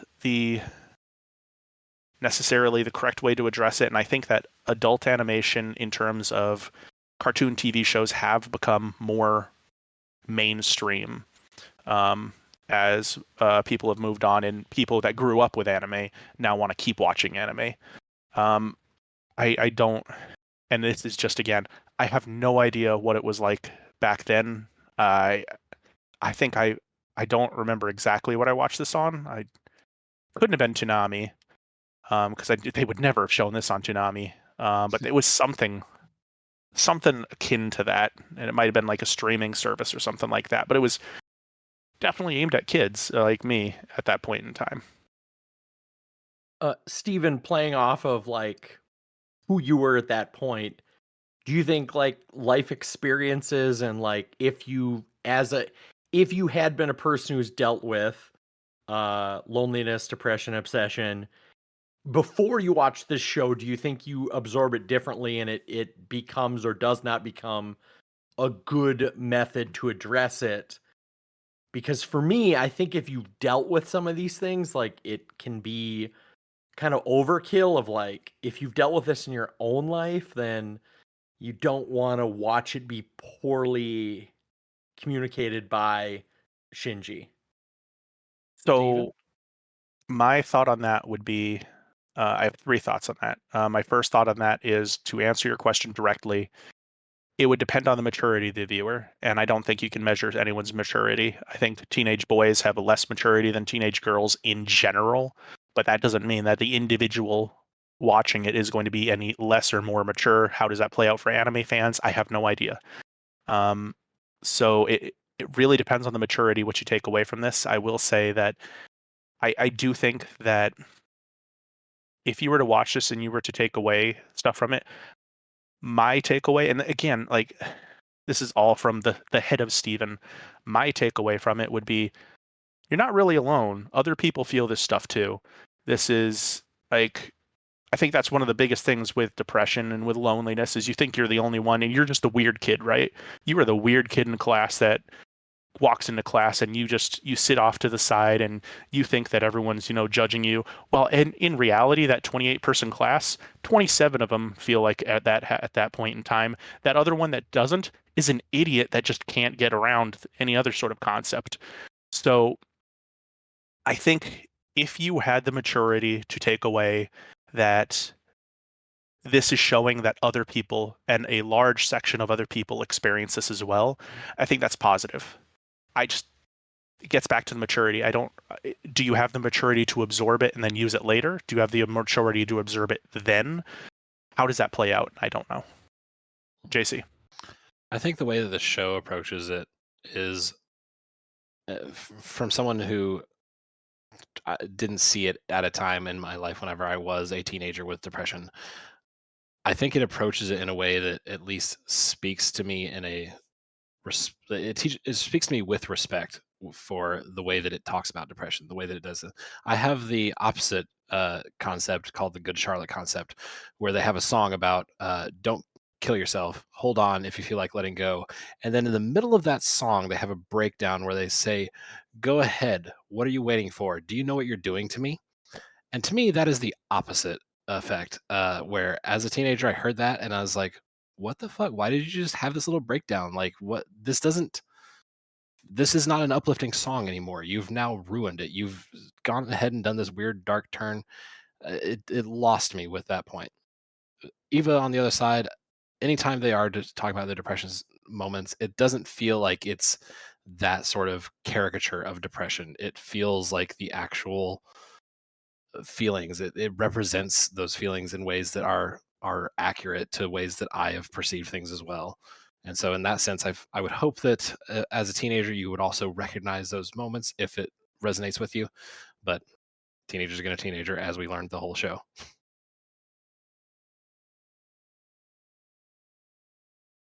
It honestly reminds me a lot of like on the face of this, I would be like, no, this is not a show that's appropriate for kids. But on the other hand, I mean, having a toddler, I keep thinking like, oh my gosh, none of these shows are appropriate for that age. But when we were that young, like the books they had you reading in school, they really weren't appropriate for you either. It's more like they put it in your head then, and you kind of understand what it is 10 years later. Mhm. And it kind of reminds me of that. I don't know if that's right or not, but that's what it reminds me of.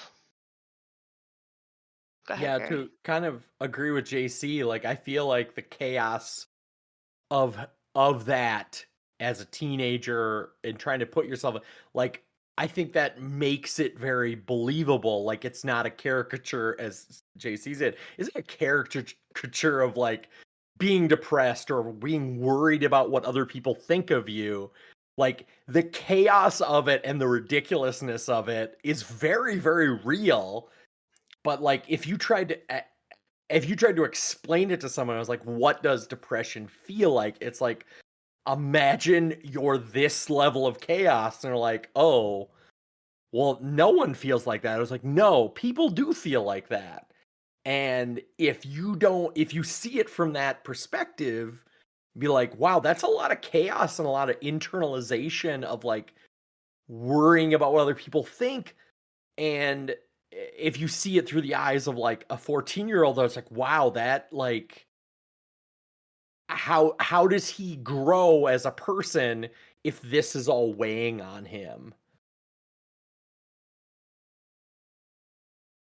Sorry, That was all.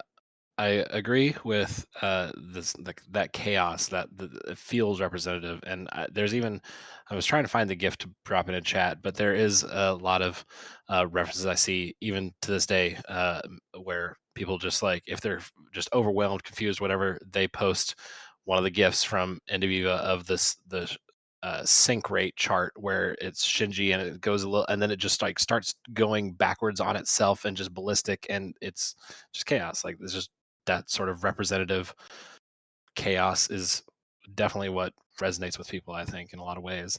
And I can see that, to Amanda's point, that as a teenager, it might be something that like you catch some parts, but then it's just something that stays with you, and as you grow, it grows with you in a sense.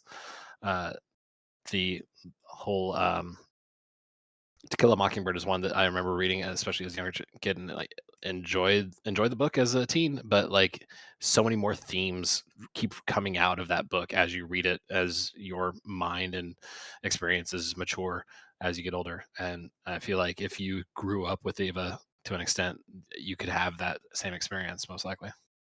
Would be my guess. Definitely finding that meme to keep for the future. That's a good point. Was there ever a scene that left you feeling one way that your opinion on changed after we discussed it together? I can start. Oh, Tyler's going to start. We're going to throw it to Tyler now. I was gonna say the easy answer probably for all of us was that scene that we all had. Well, I should say one half of us interpreted one way, the other half interpreted the other way. Was Masato putting her hand on top of Shinji's hand there in the bedroom scene there. I did not view it as kind of a sexualized thing there. I can understand it though after we had that conversation of how that could have gone that way as well. But that was definitely one of the scenes for sure that stood out to me that we had differing opinions on. I'll go next. I had a couple here. One was the Asuka in the bathtub, because on the initial watch, I just assumed Asuka was dead. So everyone's like, no, trauma team is coming to go rescue her. I was like, oh, okay, cool. Like, but if you hadn't seen the movie, I don't think Asuka actually reappears from the bathtub on. Like, she's just like, I just assumed dead in a bathtub. We get a small glimpse of her, point of clarification, in episode, I think, 25, where we have the flash forwards to the future where we see Ritsuko lying in the puddle of LCL and Asuka underneath a lake somewhere, is the best we can tell, inside of Unit 2. And at the time, we were like, well, what is this? Is this just like some sort of weird vision from instrumentality? But we end up finding out that those are actual scenes from End of Eva. I didn't believe it. It was all a dream. It was all a dream. And then the next note that I had of things that changed after discussing with others, it was the cicadas. Can you imagine watching this show by yourself and being like, wow, those cicadas are fucking loud. Like, this really pulls me out of the episode.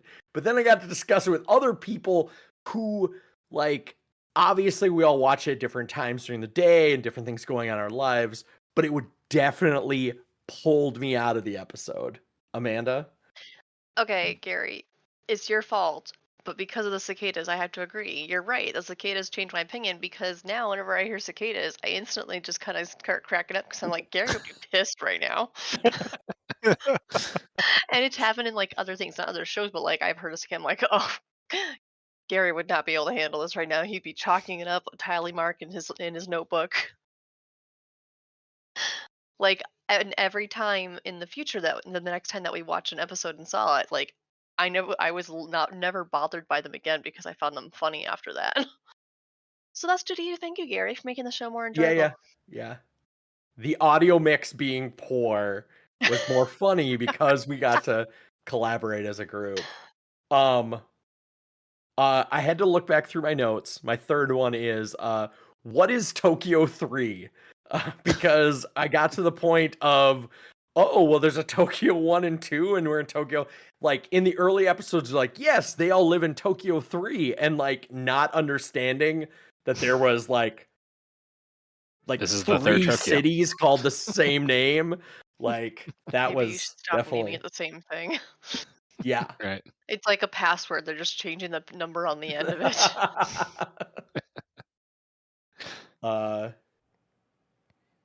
The last item I had noted of like things that changed based on discussing was just like, there might be time clones. I think a time clones was just like, it was an early grasp of explaining why Gendo like ripped open the pod, and then so somehow Shinji in a later point in that episode also ripped open the pod. I was like, well, they both really love Rei. Why? Like, grasping at straws.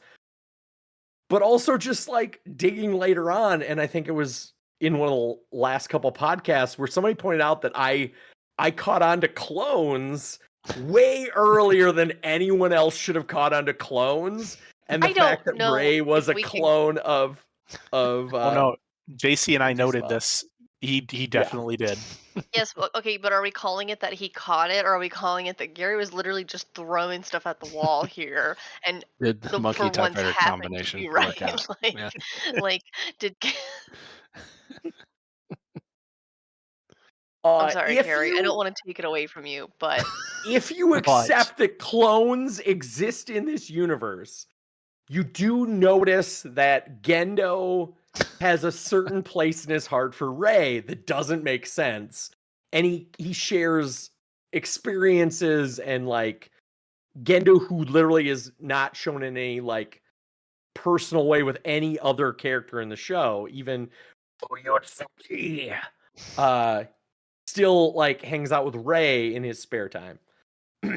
So I wish- that was something that, going back to the original question, what was something that changed based on Rewatch? It was weeks later, probably a month later, when we got to the point where that JC and Steven could admit that I caught on to clones way too soon. That just brought me a certain point of joy in my heart. And makes me want to be more conspiracy theories need to be in next season. Dear God, help us all. I just wish we had like. I should go back and listen to it, but I wish I had the looks on our like me and Tyler's faces when Gary came up with that, and we're just like, oh dear Lord, please, another. Whereas I found out later that like JC and Steven were having a separate text conversation that like, oh my God, did he guess something that happens later? And it's like, oh, Your statement. Yeah. JC made me cheese out on podcast. Right. But as I was just throwing bullshit at the wall, I didn't even catch that like I had actually stepped on Stumbled. something real. That is impressive, honestly. Like, we'll talk about our conspiracy theories, but there's enough of them that's why I'm sitting here being like, look, do you know how many there are for us to use Amanda, the word? that wasn't our job to keep track of them. Okay. Dear audience, next season, I've asked Tyler that I have a separate tab for conspiracy theories so that I can accurately keep track of them. There we go. We'll do a separate channel. So then, as you're coming up with your Theories, stupid conspiracy theories, you write them down. At the end of the season, we look back at all of them, and that's just a thing where we review all of your conspiracy theories and go, "This is so stupid." Ugh. You can vote for your favorite. Yeah, Vote for your favorite. I like that. there we go. Oh, where did we even start? Oh, this question started as what scenes you got more that left you with one opinion, but it changed after we discussed as a group. I've answered. I believe Amanda had some answers. I'll throw it to Steven, who looks bored and ready to take a nap. No, it's not that. So I'm laying my head on my side here because I'm really trying to find a point that like my opinion really changed with discussion, and I don't think it's so much really ever changed when we were talking about, which sounds super fucking conceited, and instead it kind of means that when I went into the podcasting, you don't understand how rough your opinions kind of are, and then when you kind of go into the sander of everyone else's opinions and everyone talking about it, they come out a lot more smooth. And so my overall understanding of the show per episode came out more smooth, more rounded, but that's not like, it's hard to point to a single item, and that's what I'm having an issue with. I can't point to one single thing. It was more of an overall everything sort of thing. The podcast was really helpful for me to congeal everything in my head into one lucid thought. But Steven, also you knew the end answer of the show, which was like my major like first half and second half of the season. First half of the season, what the hell is going on? Second half of the season, why the hell is going on?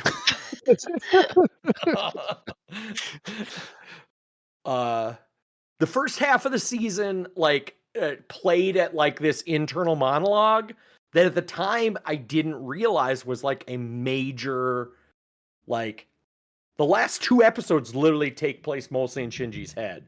early on, I could only speculate that maybe these were things in Shinji's head. So I feel like you knew what was happening at the end, so it probably wasn't as impactful to like me, who was like, what the hell is going on? There's a weird time bus in his head. Time bus, train. Yeah, But the time train. Yeah. toot toot.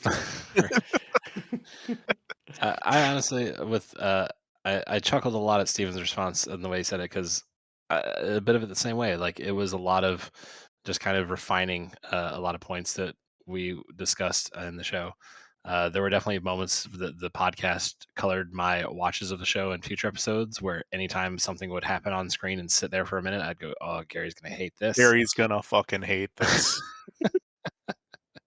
The cicadas that I hadn't noticed them before, but every single time after that, it was like, "Oh, okay, yeah, Gary's gonna hate this."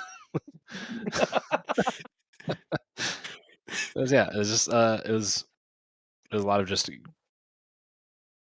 understanding what you guys were taking from the show, and then kind of recontextualizing the scenes as they were coming up, and going, "Oh, okay, I'm now that much more interested to see what you guys take away from this."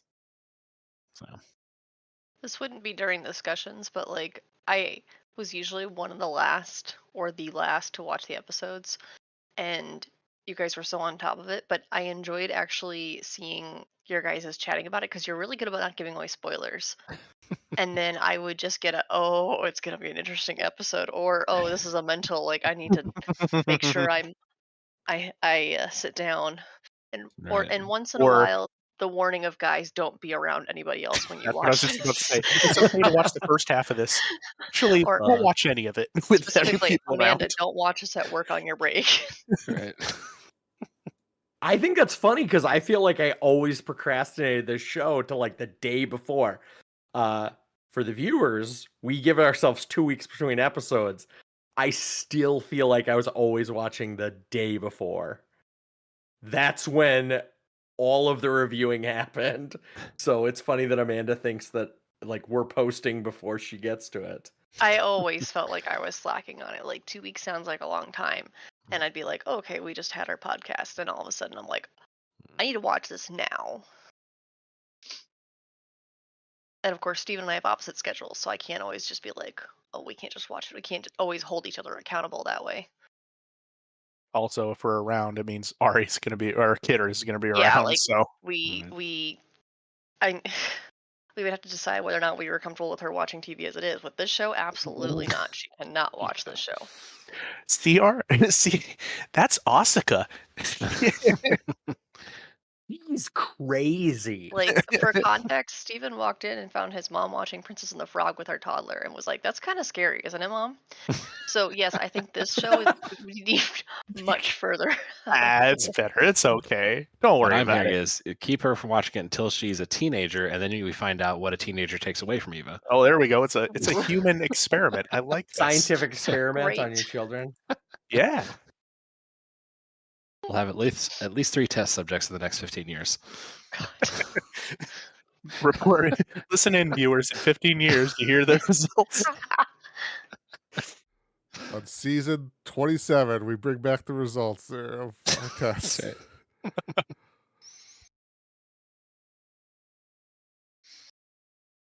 right. All right, shall we go to our next question? So, Number 15. Did anyone watch the retelling movie Death Truth Squared? All right, if people watched the retelling movie Death Truth Squared, did that help the storytelling compared to the base show? So I'll kick this off. I probably should have watched this twice. I only watched it once before I watched End of Evangelion there. And I remember it was like, okay, a lot of this stuff happened here, and it kind of refreshed my memory with the show. But I don't really remember it helping me all that much with the comparing it back to the base show there. Like, I thought it was a lot of the same stuff. JC, you might be able to remember it a little bit more. Was this the one with the trio playing their instruments? yeah, there's this weird framing device around the whole thing, where in between snippets of the show, reordered.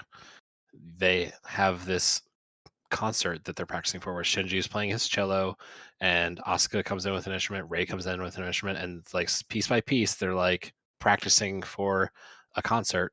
And like it's very talking heads stop making sense, where it just starts off with Shinji and the cello, and then you watch some clips and then another character comes in and they're practicing together, and then you watch some more clips and another character comes in, and it keeps giving you this countdown from when the concert is about to happen. And it's an interesting framing device, but it also doesn't necessarily add much to the show. It's just I don't know if you've known this about Eva. It adds a layer of confusion to everything that you're not really sure what. Like, why is this here? What's going on? I personally did. I watched like 45 minutes of the. I think it's like a little over an hour, and I didn't feel the need to finish it because it was. I had originally heard that it was told in a more chronological sense, and it kind of is in the way that it starts off with Second Impact, like the Katsuragi tapes, talking about how Adam is going critical or whatever happens there with the Chamber of Guff. But then like you'll catch, it's gonna be like, all right, here's the Kaji block, and it does a little bit of like Kaji stuff in a chronological sense. But then you're done with Kaji, and then you move on to this other character. And it's still very disjointed and stilted and hard to follow in a lot of ways, because it's condensing down these 24 episodes. Because am I right, Tyler? That doesn't cover 25 and 26 at all. Yeah, I believe you're right with that. Yeah, so it condenses down the first 24 episodes. So 24 times roughly 20 minutes. It's condensing that down into an hour and 10. So it's still pretty dang dense, pretty packed with a lot of different scenes. And I just found it hard to follow. I would have needed a second rewatch if I really wanted to try and take something from it.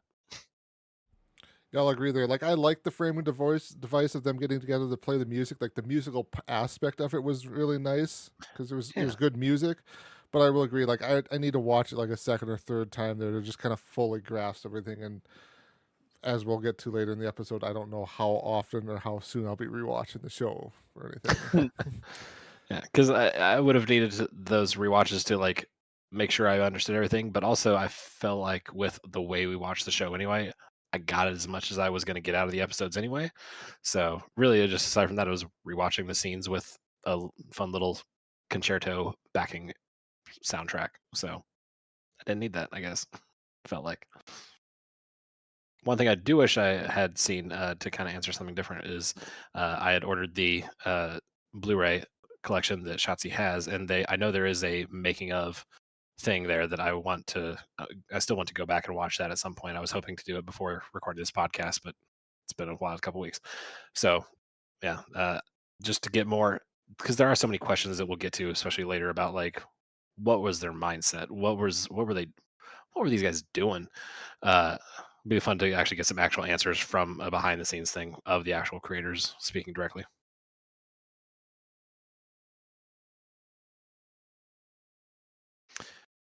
Moving on to question 16 then.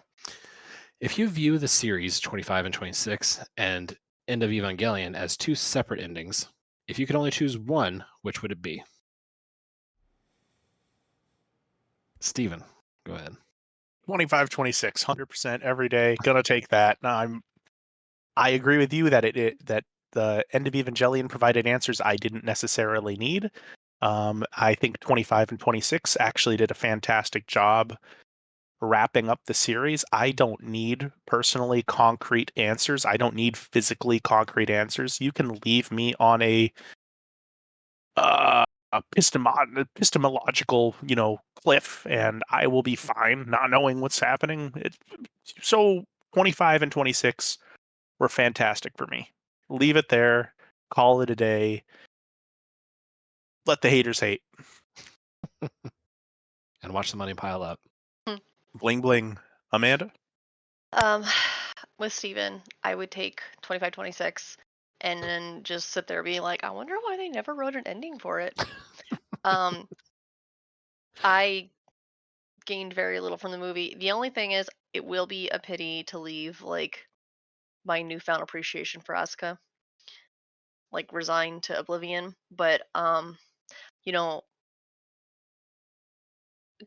with the rest of the movie, I will take that sacrifice. Tyler? I'll probably just keep echoing that same sentiment there. Like, I would probably take 25 and 26, although I do like some of the stuff that the movie actually answered for us or gave us more context to. But I will agree, though, there was a lot of the stuff in the movie that was just like, this totally just kind of changed, like we discussed when we discussed the movie there. Like, this totally kind of changed the way Shinji was and everything. So, taking out the bad parts of it or whatever, like the movie helped, but I mean, if you had to choose one, I would probably stick with the ending of the series.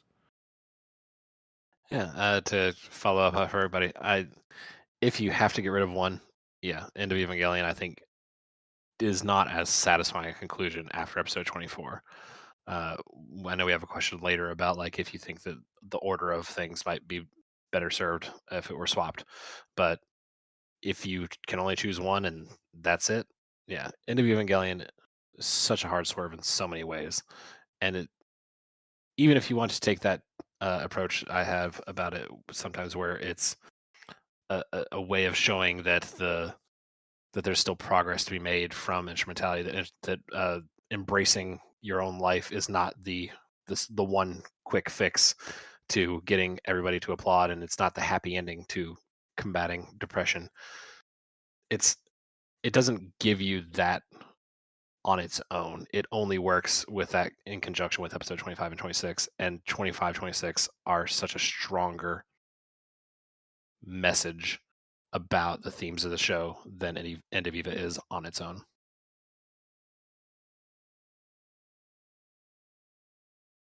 Kind of riffing off of that, then, I mean, if you take the view that the movie was like, we're talking about the toxicity of kind of some of the viewers a little earlier.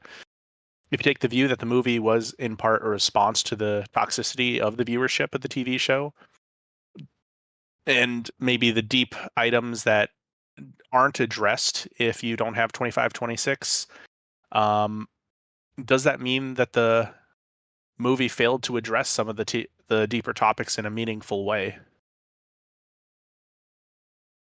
Gary? I don't usually agree with other people, but I would say probably it was a tough choice, but I'd probably say 25, 26. Because the first half of the movie was good. After the Asuka fight, all trash. Like that's really the divider of like where, like, if you end just on the show, it's a lot of like, oh well, we give Shinji a story.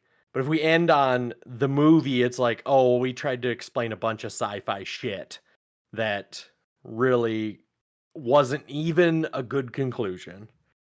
Tyler? So I would, to the question there of does that mean the TV show failed to address some of the deeper topics in a meaningful way, I would say yes.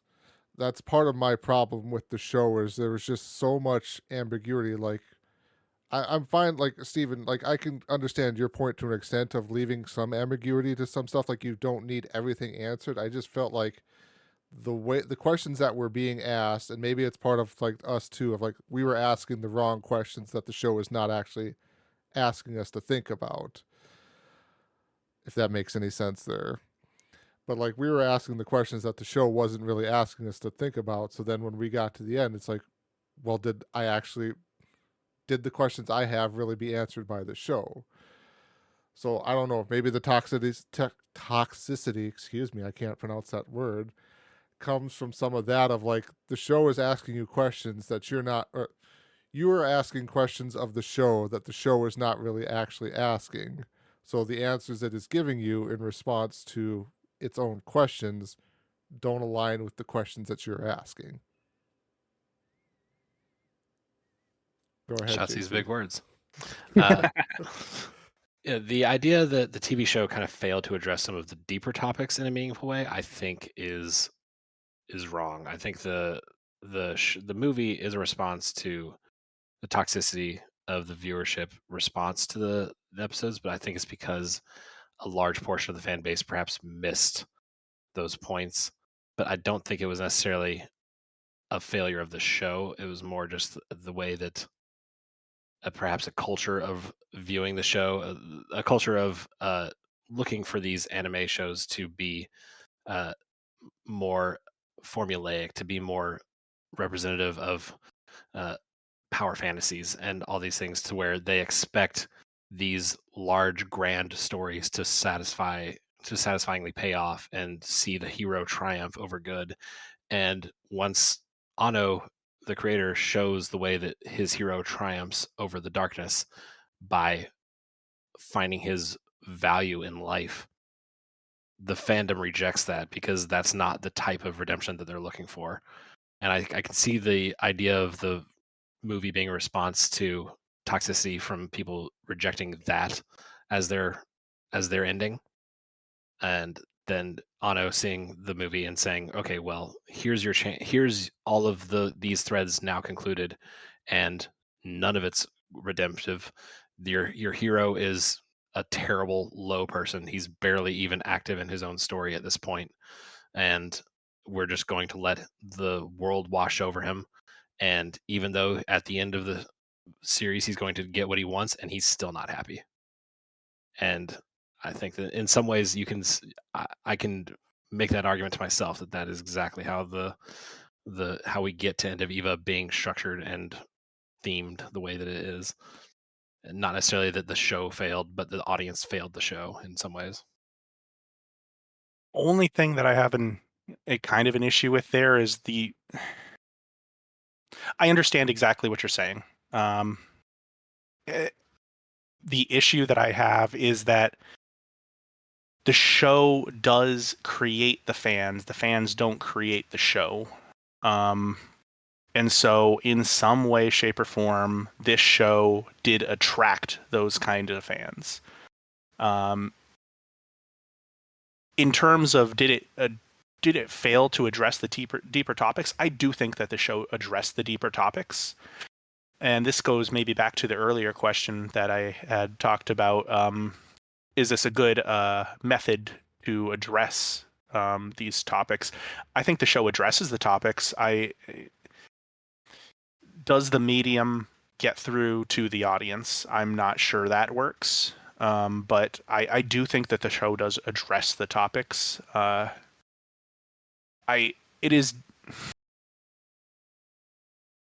It's difficult to kind of. Did Anno ever come out and actually say that even End of Evangelion was straight up a response? As far as what I've seen, no. I It's didn't. a lot of inference that he has quotes saying that otaku culture is basically a nation of man boys, and just like he clearly has a disrespect in his heart for otaku anime fan culture. Mhm. And then the references within the film, of course, of the Evangelion audience in multiple scenes, and then the replicated fan mail. Looking into that more, I've found a listing that shows all of the fan mail pieces translated.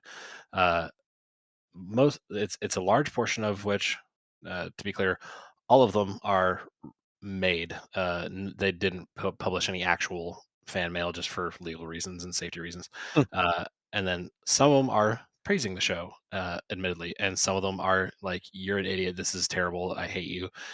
Just really disgusting stuff. Which apparently Anno's best friend wrote those, just because he knew that he could say like, "All right, well, please write this for me because I need it to be disgusting." And like, here you go.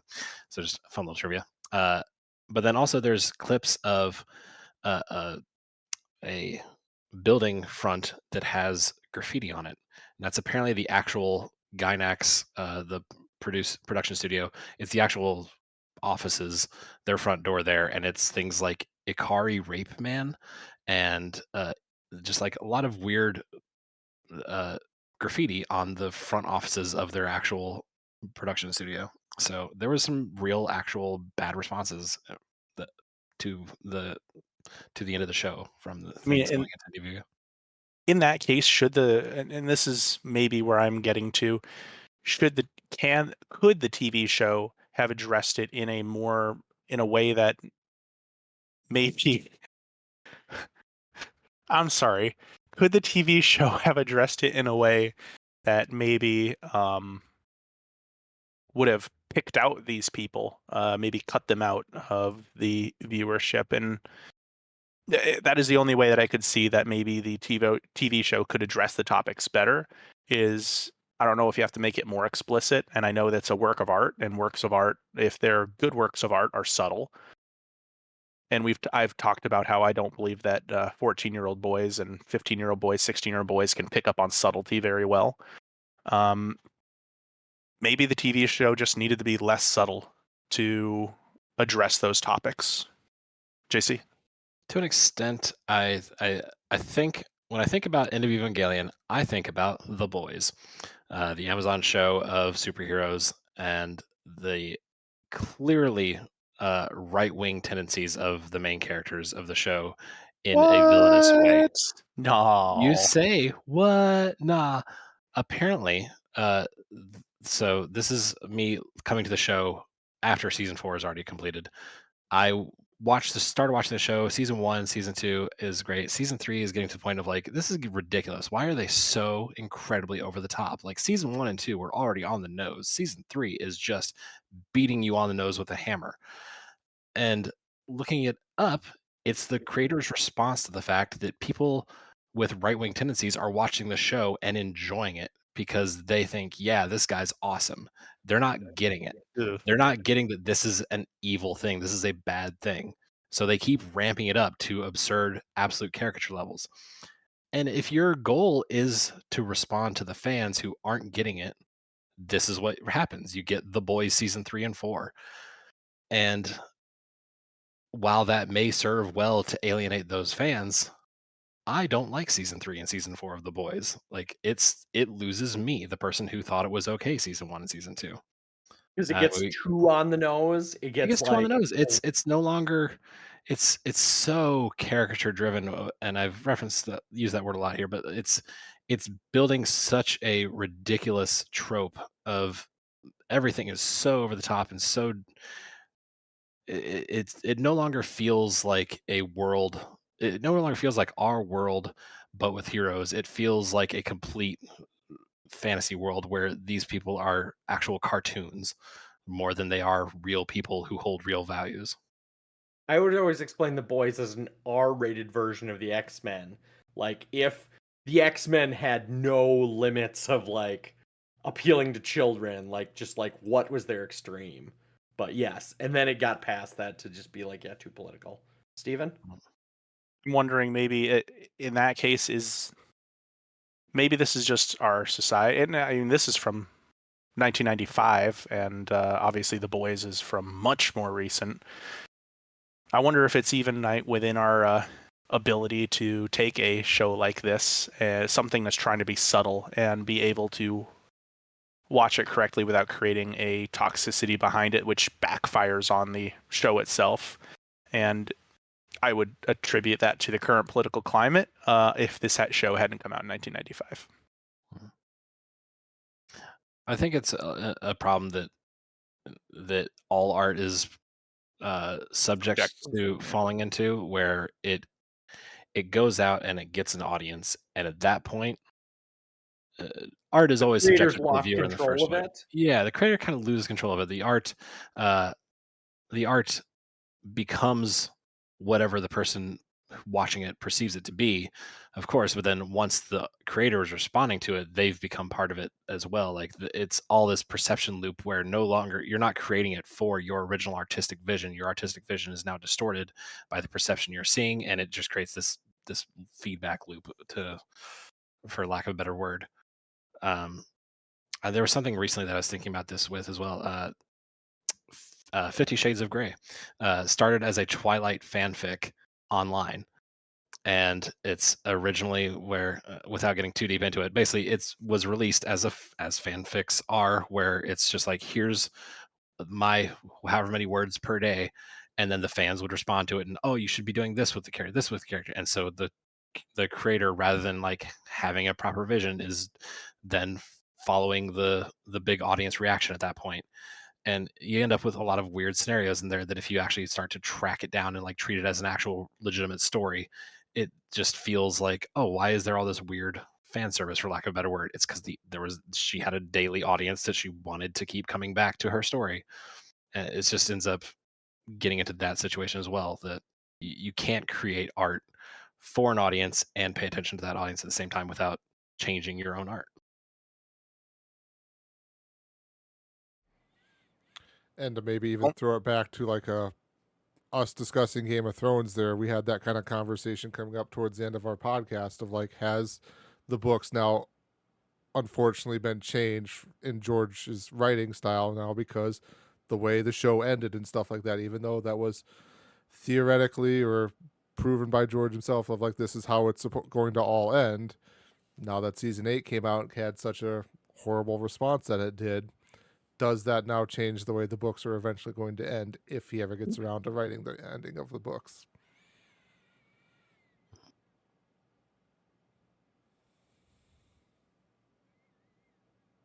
Don't let us down, George. Only reason I am so quiet right now is just because I'm just thinking about like what JC said, and I don't know. This is why podcasts like this can be fun, because this is a very difficult question. This is a very can the art be created if the art and used in a correct way according to the artist? If it just seems like it keeps happening over and over that it can't. And what does that say about us? What does that say about society? What does that say about X, Y, Z, blah, blah, blah? And it's, I don't know, I find that fun question. It's a fun question. It's something that I'm not prepared to completely go into right now, but it's something to ruminate on. So I think then moving on to 18, speaking of reactions and everything, to JC and Steven, was the group's reaction to the show what you expected it to be? I can lead off that. Yeah, I think overall, I didn't expect everyone to love it, and honestly, I expected more people to. Well, I guess we don't know the actual final thoughts, but it is a show that really has you asking what's going to happen next for a good while, and then at some point, it has you just bewildered in lands of deep thought and weird, very confusing scenarios that are presented, sometimes not necessarily great. I know that I introduced this in episode 0 as a flawed show. It's not perfect. So I knew it was not going to be a universally loved thing. I knew there were going to be some pain points. It's there. I came in not having a single expectation set for y'all, but the reactions were great, and I enjoyed experiencing them every single week. I think that's my big thing, is I'm trying to, what were my real expectations for you guys when, like, what did I expect you to take out of this, or what did I expect you to, how to engage with it? And I'm not sure that I don't know if it's not what I expected or what I expected. This is a hard question to answer in terms of all three of you had, I would say, vastly different reactions to this show, from outright rejection to mild rejection to I'm not going to say embracing it, but engaging with it strongly. And that was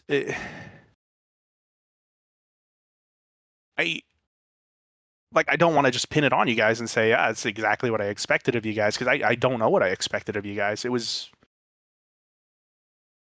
difficult, and I don't know if I have a great answer for this question. I apologize. It was a very late edition. This just got added today to the list of questions, so I can't really hold it against you for not having an answer. I will say I thought the reactions were, we had much better discussions than I feared we could potentially end up with, from having suggested the show to others, and then they binge it in a weekend, and then I'm like, oh man, what'd you think of this? And they're like, I don't remember that. Like, all right, well, fair. I guess we won't talk about that then. So yeah, much better discussions than I've had in the past. So thank you. That is true. For everyone that, regardless of what your reaction was to it, everyone did participate and did engage with the discussion, and that was great. 19, we kind of covered this a little bit, but speaking of reactions and responses to the show, was responding to the fans via a movie the correct way to address their toxicity? Might that have acted as collective punishment for those who watched the show and not grew regularly attached to strange aspects of it? Leading off, yep. Uh, Speaking to that, the same discussion that we had just a bit ago, that whenever you are answering a call with a response, you are inherently you're putting a message in a bottle. It is a relic of time at that point because the audience will change. If you are responding to the audience you have right now, then you're pigeonholing yourself. The boys, to speak back to that, if suddenly the political uh, climate totally changed 180 from where it was now, and everyone was very moderate and everyone was very chill and compromising and everything again, uh, then the boys would seem like a banana show to exist at this point. So yeah, if you are going to respond to your fans through your medium, you're inherently pigeonholing yourself, and I think it does the movie a huge disservice. Gary? I was actually say the opposite. I feel like although it has a different tone, some things about the movie are a little more palatable to a larger audience. As somebody who obviously gets pigeonholed in the not being impressed and not an I don't come from a large anime background, and just trying to observe the show as a like cartoon or any other show. The show is very difficult, and the movie honestly came in as kind of like a weird R-rated movie, which meant and then there was the good Asuka fight. But it was honestly it was a little more easier to understand. Like there's still the sci-fi bullshit, but it didn't the movie didn't ask questions that weren't answered by the end. It just left all of the other questions unanswered. So I would say the movie is a little more palatable. Steven? I would almost separate the movie itself from the movie as a response to the fans. In terms of, I understand what you're saying, Gary, that the movie was more easy to grasp, and if I meant the like show, for people who weren't like huge fans, if you no, like no, had no, to no, invite your friend I who definitely get wasn't it. like the biggest fan, it's a But, little but palatable. so I think the issue that I have though is it's the reason why the movie was created, right? Like the movie was more accessible, and that is on one scale that is good. But the reason why the movie was created was as a response to fans, and I think that there is a difference between the what is created and the reason why it is created. The thing that is created can be it could be great, but the reason why it's created can be a bad thing. And I think that the reason why the movie was created, I'll echo JC. It pigeonholes the rest of the TV show. Like it's a movie that destroys the rest of the TV show. And whenever you do that to your medium, I think you're doing a disservice to it. And I think that I'll be honest, I was the one that wrote this question. The collective punishment thing is what I really thought of as well. Is just that there is a section of the fan base which is toxic. Why are you going to make a movie for them? You're going to punish all the fans that you actually like, that enjoyed your show for maybe what you see as the correct reasons, whatever you want to say. But you're going to make a show movie not for them.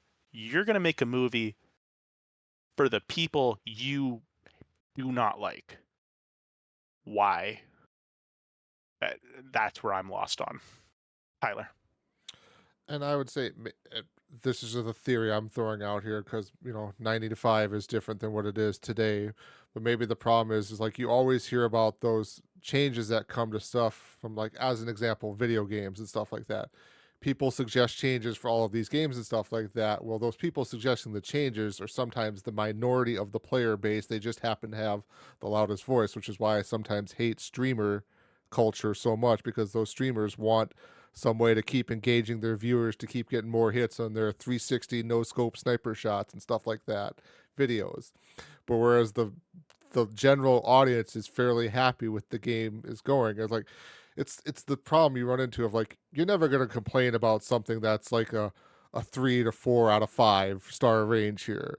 But those people on the 5-star range are going to speak up, and those people in the 1-star area are going to speak up. It's never those people really in the middle who are generally happy and better off with it. So then kind of relaying it back to this, is this directed because at this toxic fan group, because at the time this is the audience they thought they needed to speak to, and not necessarily the larger one, which also then goes back to the problem of if you're adjusting your art to the feedback you've received, it is no longer really then the true art that you were creating. It has now been changed by the feedback you received. A lot of questions and stuff thrown in there. Sorry. But go ahead, JC. I was gonna say I can see that theorizing as well. The idea that you would get to end of 25, 26, and having enjoyed it, you still have questions. And so maybe your message to Anno, if you feel compelled to write fan mail at that time, is, oh my gosh, I love that show. I'd love to see what happened with Masato and what happened with Ritsuko and all these things. And like, if you were the creator, even if this person loved your show and you just don't care about the rest of these things, like your story ended with Shinji realizing his self-worth. And if your biggest fans are missing those points, even though you're not the toxic fan, you're not the toxic community, maybe that ends up being another reason that movie is colored the way it is. Okay, here's your ending. You guys really want all these other answers. Here they are. It's a vindictive sort of approach to it, but it's in some ways it almost ends up strengthening the show in a sense of it really, all these other questions really don't matter because here they are being answered, and 25, 26 was actually where the meat of the ending was. Okay. I think we can move on to question 20 here. So this one is more directed at JC, being he was the newest member to this podcast there. Discounting your brief appearance you had from season 1 there. When I decided that Game of Thrones was too depressing and came back for Neon Genesis Evangelion. Exactly. So, question is just kind of asking, like, how do you feel your time was on the show, considering that you kind of took a larger role in the show with surveying what the episodes would be that we watch and kind of doing like the episode reading there too. How did you feel like your time was on the show? Yeah, I really enjoyed it. I've learned, I've known about myself for a while that I enjoy recommending things to people. I enjoy being that arbiter to go out and find things, to be the person who says like, okay, hey, you like this? You should try this. It was honestly kind of shocked that whenever I said like, okay, we should do Neon Genesis Evangelion, I actually got some positive reception there. So it was great to then be here to kind of help shepherd everybody along the way. In terms of like going ahead and grabbing up the list of episodes to watch in order and everything like that, it'll sort of lead to a question later, but it was fun to try and guess like what would be, from my memory of the show, what would be a good watch order for everybody, what paces the show well while still being spaced a couple of weeks apart for recording purposes. So it was an interesting challenge. I don't know that I fully nailed it, but yeah, it was, if nothing else, it was a great experience. I think you did a great job. I'll say this. Thanks. Congratulations, JC. Congratulations. Thank you. Yes. I thought you guys, you and Stephen both together, like, did a nice job. I didn't do deciding shit. Oh no, you did, because I'll get to Okay. it for the next question. JC, you did a great job then, deciding the pace. Yeah, I thought we Stephen- don't need to give Steven any credit. Like, I was trying to give both credit, but if Stephen was just there to hold your hand to make you feel better, then that's fine. If JC did all the real work, but Yeah. it And was a somebody- perfect. I as thought somebody who the pacing. came in with, hey, what are we doing this next season? Oh, this show called Evangelion. I was like, okay, sure. Like, know nothing about this. I've never watched. I've never But been you deep into will. anime. Sure. Like, this is probably an interesting show. And then, damn it, was I thrown into the deep end. Welcome to anime, Gary. Yeah. Hope you enjoy your stay. Yeah. Pull a chair up, grab a seat, stay a I while. don't, also, along with my frustration of being like, it might take me a while to dip my toe back into anime, I will probably never get my wife to go into anime now because she's only got like secondhand, like, you should not watch these in front of other people episodes in the background. This is all anime. You should never watch this in front of other people.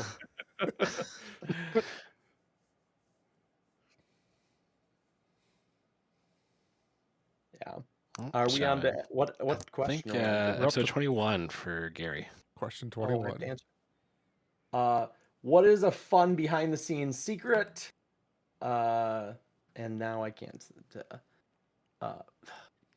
My image, my questions moved around. Would you like somebody else to read the question real quickly for you there, Gary? Yes, please. Yeah, I can read it and answer it because I've kind of mentioned it there. What is a fun behind the scenes secret of recording the podcast for season 2 a casual listener might like? My original suggestion for everybody was going to be to watch 4 episodes at a block. Episodes 5 through 8, 5, 6, Ray joins up, 9, 12, 13, 15. Episodes 16 through 19 was one that I thought we could really push through as a group. 16 is when Shinji goes into the Dirac Sea and is in the train car for the entire episode. 19 is where we end with Shinji and Unit 1 like self-realizing and becoming a god essentially. So that would have been a very dense 4 episodes. Luckily, Steven talked me down from that of like, I think we should probably check and see what we do for recording times before we do plan for 4 episodes per block. So yes, we stepped back from that precipice pretty quickly after our first recording. Went like 2 hours for 2 episodes.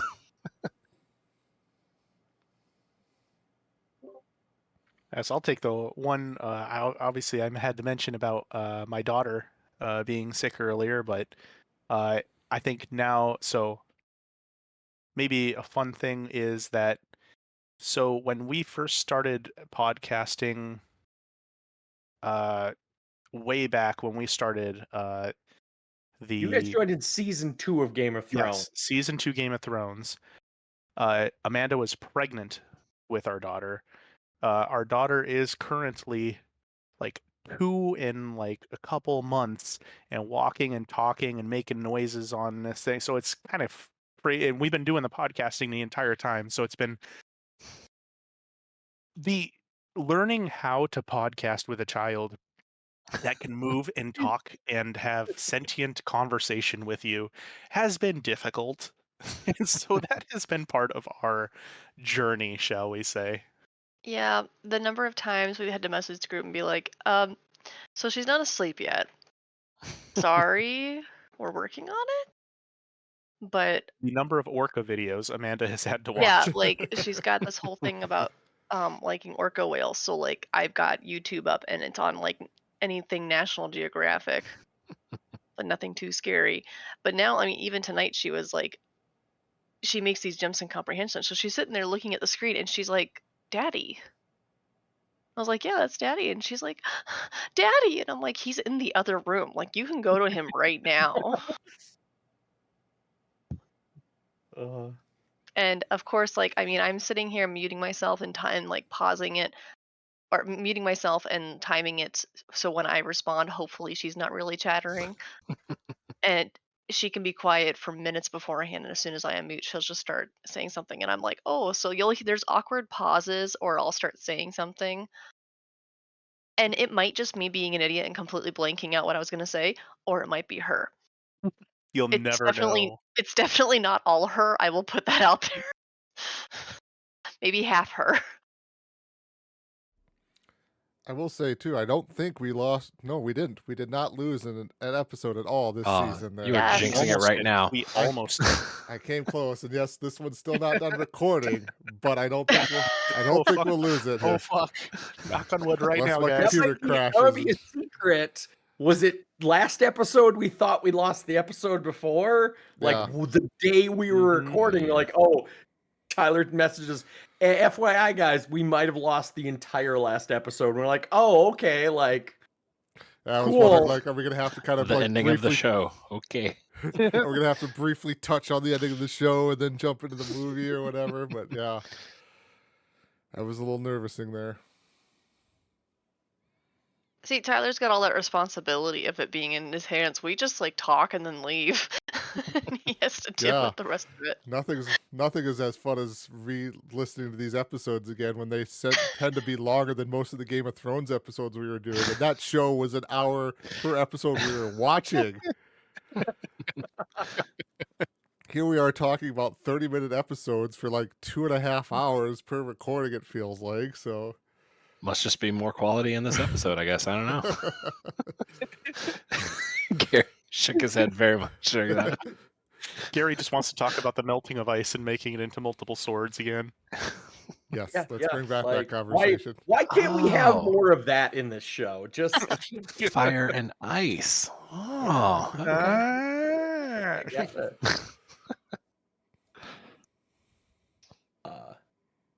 Oh, one other Uh, thing for the viewers that they might want to know is that Gary has increased the number of signs he has. Oh, Gary, can you read off the new signs? okay. So I have you're overthinking this. Steven's please. favorite character, which I think was definitely from Game of Thrones. I think it That was is- Pod was the Yeah. favorite character. But it was ironic. It That wasn't was Pod. it You were was it doing was yeah, you were using it ironically Oh, to it was talk about Danny. Danny. Danny. Danny, that's who it was. It was Danny. Thank you. Steven is wrong, which is on a third of it. I literally had enough that I had to make third of a page signs. And then we need a hero because we need to hero the revolution. Too far, be better, no one cares. Steven's big history. words, which is still one of my favorite ones. And then I made a note for like, hey, here's a quick joke. New this season was just a sign that says time clone. And I made it. And then like the next episode, like the basis of like time clone being a good joke anymore was gone. So I was like really sad. And then the other side just says the mole, which is around the time Kaji was like kind of confusing and like what is going on? Like there's a secret Illuminati society. That became irrelevant too. So I literally have a sign that literally became like useless about halfway through the season. So, and I might have lost signs in my office. Like I just lost pieces of paper. But I'm gonna keep time clones. I don't know what we're doing next season. But it's going to But- have time clones. I will keep the sign for time clones. So Twin Peaks is what I'm hearing.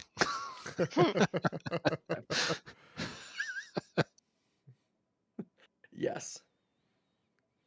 We Oh. quote your Steven's big words sign at each other, Steven and I, whenever Steven gives me crap for some word that I use, and I'm like, you can't talk. There's literally a sign about the words that you use.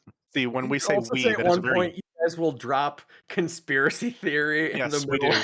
That is a real Yes, thing. we do. So We totally use everyone- that. If we're just driving around town, we're going to fucking McDonald's or something, and suddenly Amanda goes, conspiracy theory number 1, and we are Mhm. driving by a goddamn post office, and she rattles off how it's like a CIA mole undercover sort of. I'm just like, oh my, The seriously, mole. God. I've got a great one about a building a little bit north of us that's unmarked, and it drives Steven nuts. Gary, you'd love it. I'll get you in on it. Yes. I'm for all new conspiracy theories. Also, as we've been wrapping up like the last couple days, there's been lots of messages going around. We're talking about what we're gonna do next season. And I think I sent a message that was like, oh, what shows do you want to do? I was like, well, I don't want to do anything with biographies or history because I think that limits my conspiracy theories. And then the post that Steven put was, I think it's from Parks and Rec. It's, I don't know the character's Ron name. Swanson. Ron Swanson just being disappointed and rolling his eyes. And like there was a back and forth conversation going for like a half an hour. And then as soon as I post that, it was just this Ron Swanson meme. And then it died for the entire day. Like we all just accepted that I just like burst Steven's bubble and we're like, we're gonna walk away now. We're gonna walk away. I'm gonna get you watch Ken Burns' The Civil War. It's gonna happen. Ken Burns, Vietnam. There we go, baby. So that's my warning. If we're going to do anything history or biography, I'm going to throw in some conspiracy theories. And I don't know if they'll be any more realistic than they were for this season. Like, but yes. Be prepared. Oh, boy. For sensational news. Anyway. Let's take it to 22, Steven. So, was there an inside joke that a casual listener might like that we've had? Oh, Tyler's on top of it. So we've already talked about this in the podcast. I actually don't know if this is going to make the recording, if this was during a quick break that we had to take here.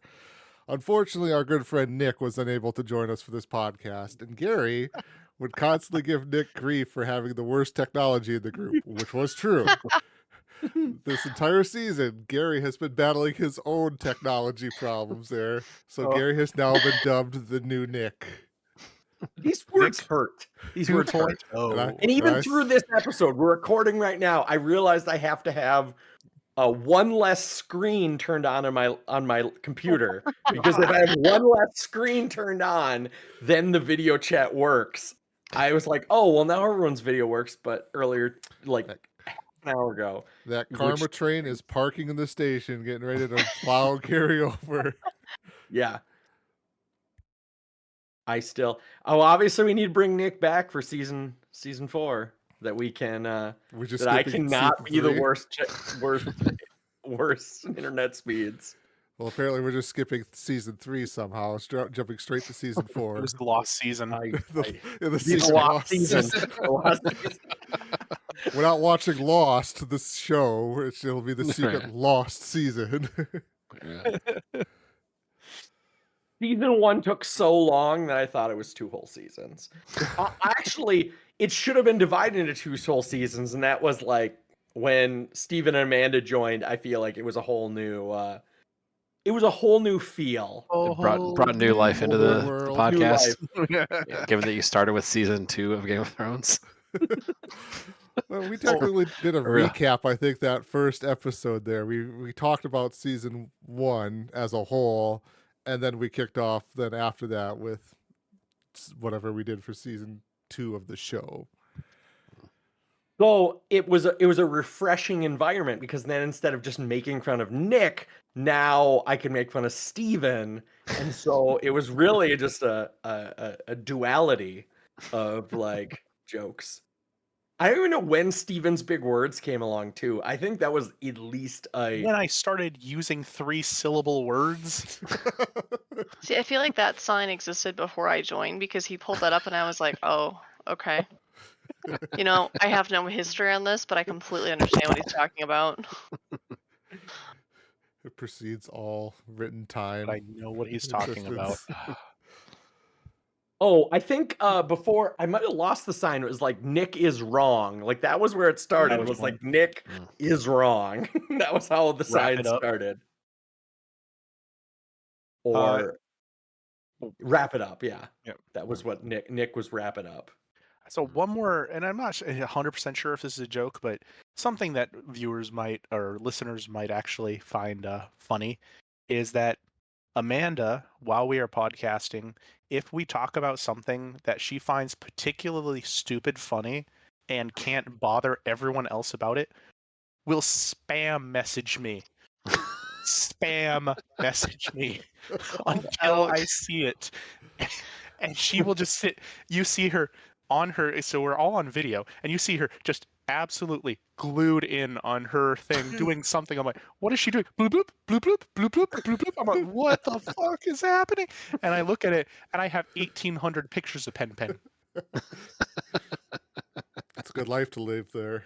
It is. It's an See, okay life to live. How do I I send you subscribe to guys this some, list? but I don't want to disturb you guys as much, so I have no problem disturbing Steven. So this is happening during the podcast. I'm trying to say something, and I'm just getting bloop bloop bloop bloop bloop bloop bloop bloop, and she just I- finds every damn picture she can. I do tend to do it when you're talking. I'm sorry about that. I feel kind of bad. Well, it's okay because you have the same problem we all do. It's like I just kind of tuned out and I was like, do you know what look means? Gary, this is already an unsaid thing between Amanda and I. We don't need to say it out loud, okay? Or earlier, we took a little pause and I dropped Final Fantasy. Yeah, the previously referenced Final Fantasy Willem Dafoe gifs. Yeah. God. Yes, I started dropping those and we Words. took a break. And Steven's like, "Damn it, Gary, why you gotta be like that?" And I was like, "Because this is what I like." Yeah, I have so seen this, and now you as a must as well. listener, some of us do space off. Steven occasionally is playing RPG games in the background. I don't know what Tyler was looking at earlier, but Piracy. Piracy. To explain, my second computer, is that what you're talking about? Or yeah. All those Yeah, ripping yeah, DVDs and Blu-rays. Yeah. Oh, is that Yeah. where the DVDs are? I don't fully Yeah. understand. On webcam, I can see one of Steven's monitors. I can see one of Tyler's monitors. All the rest of us don't have a. Obviously, I need to work up to have a monitor behind me so that people can see what's going Yeah, on. get on it. Next season, Gary, you get a TV behind you. That's your big conspiracy board then. So when you get up in the middle of the episode, you point at the conspiracy board and just go, see? That would actually be fantastic. Like if I he could already get a used up our cardboard one spare and just like TV, so put now I stuff have to up. go find another TV to go put up behind Just me. sell them for like $100 on Facebook Marketplace. You'll be fine. Yeah. Anyway, All right. What was one conversation from our podcast that was a fun discussion, and why? How many favorite moments? Oh, Gary. man. time clones. And then what turned into like that some of the older adult characters were secretly the parents of some of the teenagers, like, and then I went down some ginormous rabbit hole about like but as I said, the first half of this show I was just grasping at straws because like there's a lot of unanswered questions. There's a bunch of kids in a secret military program and a bunch of adults that really aren't like, why are you here? So just trying to grasp at straws. But that honestly, I was just making fun of the Play-Doh put in front of me. And then the second half of the show, I did not have any. I feel like the fun conspiracy theories become less fun. So I enjoyed the early reactions to Asuka whenever she first makes her appearance. I feel like those were fun moments. Remember whenever Asuka was fun in the start of the show? Yeah. fun, but but yeah. never fun.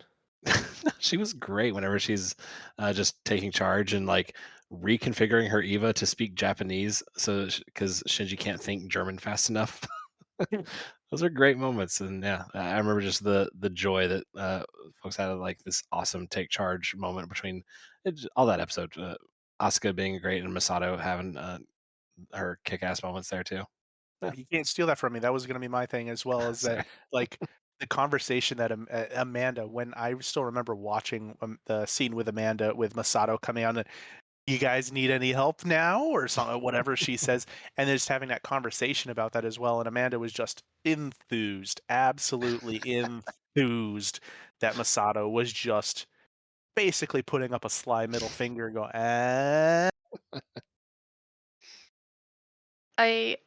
I did enjoy like when I'd watch something with Steven and him very carefully trying to give nothing away. Like he and I had to stop ourselves several times because you can't help but have a small conversation where you're like we need to save this and talk. But there were so many times where I was like, what the hell was that? Like what are they even? I am so confused. And Steven had this superior annoying put on a monocle actually attitude while this about was it. Like happening. just yeah, he was just like, You went oh, out you and don't bought a know. monocle. You don't know what that is? Oh, it's so obvious. And then I would get to here, and you guys would be like, "What the hell is that?" And I was like, "Oh, thank God." Thank God you guys are all in this. And then Steve would be like, I know, wasn't it weird? And I'm like, you didn't act like that before.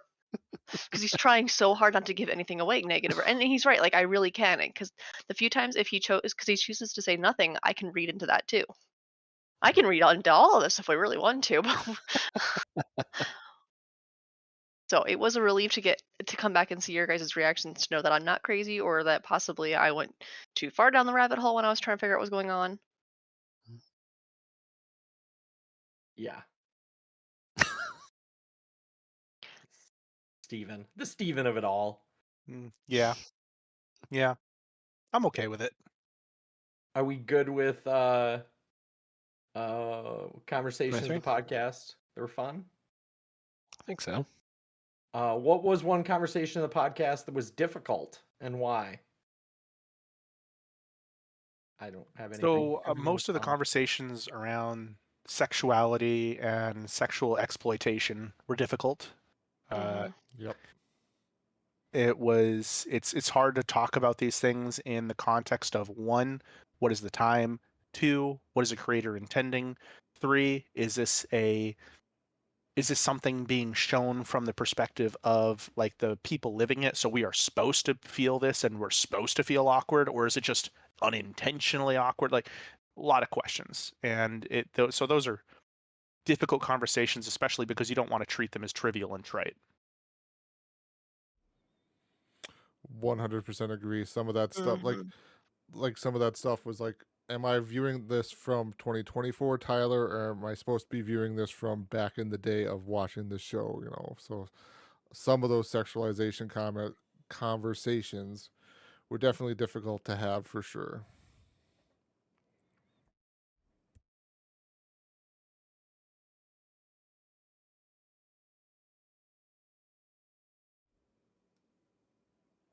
I think maybe some of the other difficult conversation was kind of getting around to Shinji, and was Shinji annoying because he had these flaws, which were like depression, and how do you talk about that depression? How do you talk about that loneliness that he has without giving him a solid pass on everything? So talking about some of these characters and their flaws without giving them a solid pass. And I think Shinji is number one. I did that a lot with Asuka, because I was giving Asuka a lot of passes. So that was difficult. Tyler? I will say, and this is definitely something I'm going to touch on kind of in our last question here, of just sometimes the terms that were brought up here that related back to like religious themes and things like that. Like, I just struggled with that stuff because I don't have a religious background there. Like, I didn't go to church. I didn't spend time with that, and I couldn't look anything up for fear of spoiling myself for the full show there. What I'm hearing is that you're a heathen. Pretty much, yeah. Out there Proud of worshiping it. pagan gods there and stuff like that. Yeah, I was told as a teenager that the worst thing to be is an atheist, because then you're lukewarm. Nobody likes you. They'll spit you out. You're not cold or hot. Like, okay, whatever, fine. I'm not going to get chewed up by something. Great, fine. Sign me up.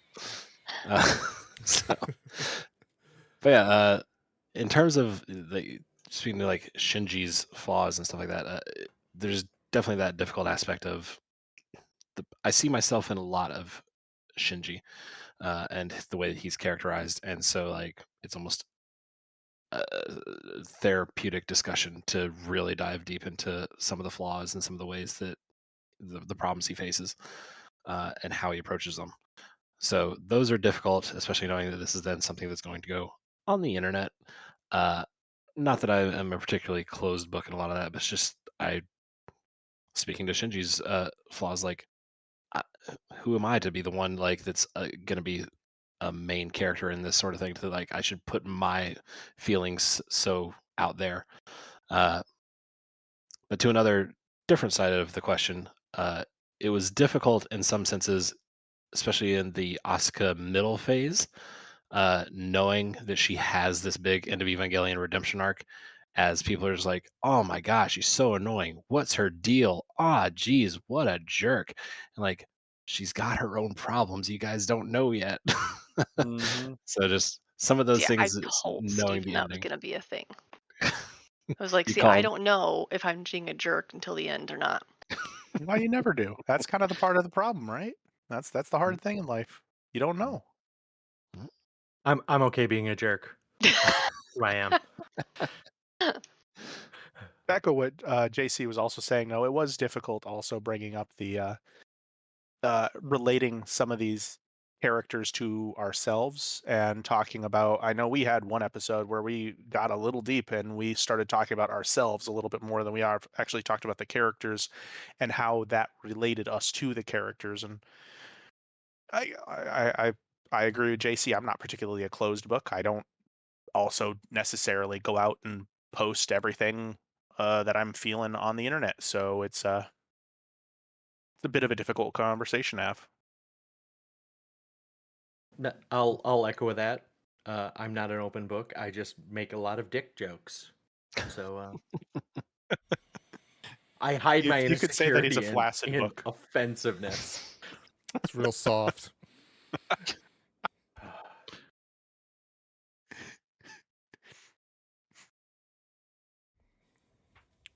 All right, we good to move on to what is it? Question 25 there? Or? Oh, Question 25. 25. been waiting for this I one. feel bad leaving off on Gary being flaccid, but we can continue.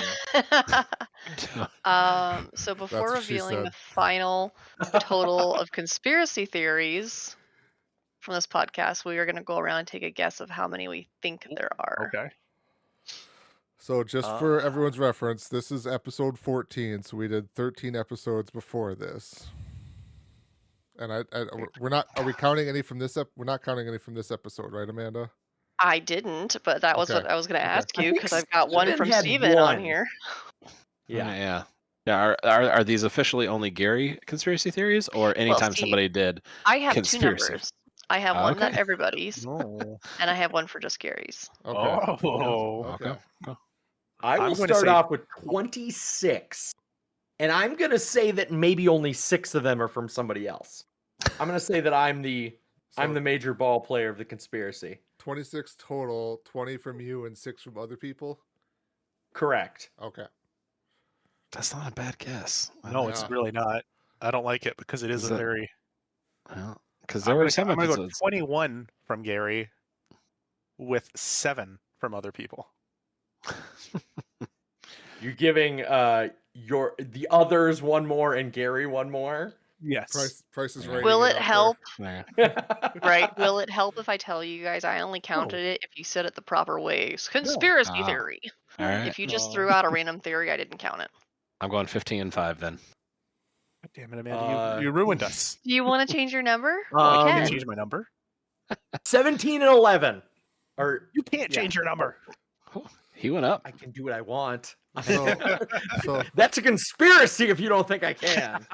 so 17 from you and 11 from other people, or is it 17 total? 17 total, 11 of those are mine. So Okay. still 6 for other people, but only 11 for me.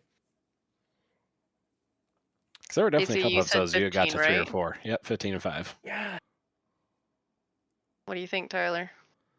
Oh boy, I'm thinking there was even like a couple of them though. Like when we really started getting towards the end, where Gary didn't have a conspiracy theory because he was just so fucking lost too, like I was. Like, I'm not trying to say you were the only person lost. I was definitely there too.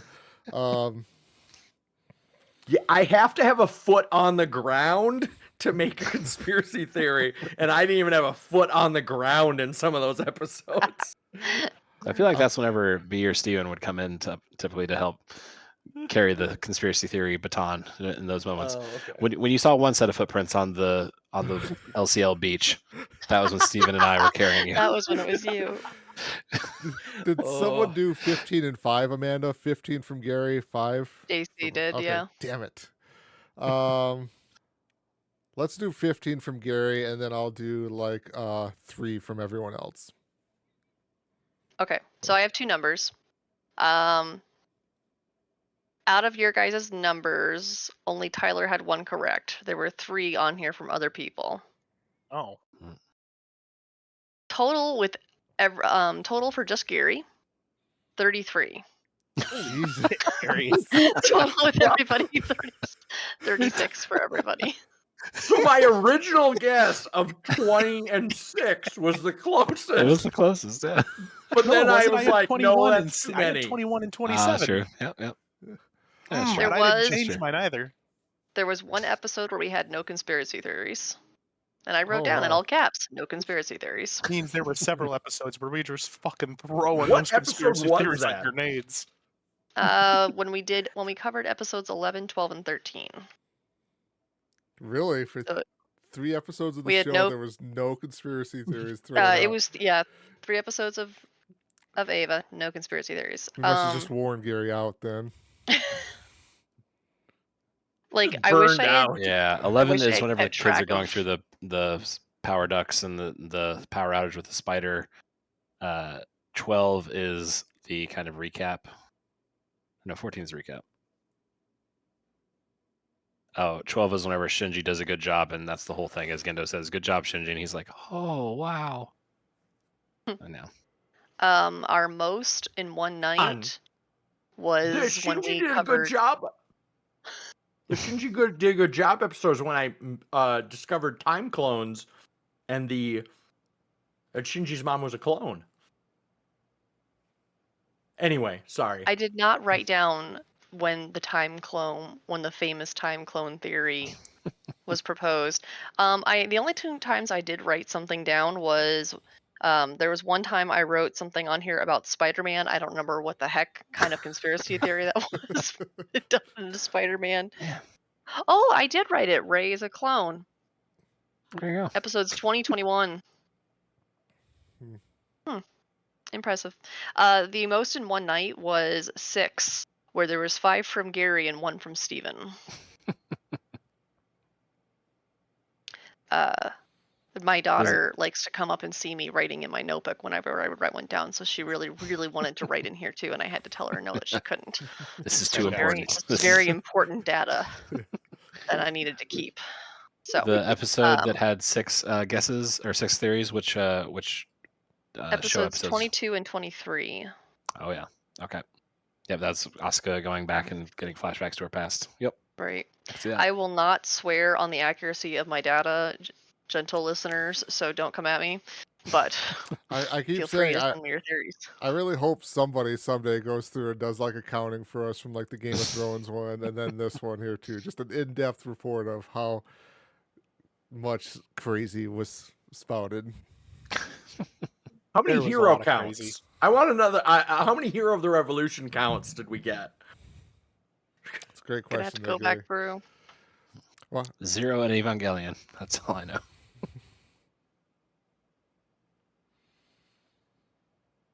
all right, are we good to then, Gary, with you for question Think so. 26?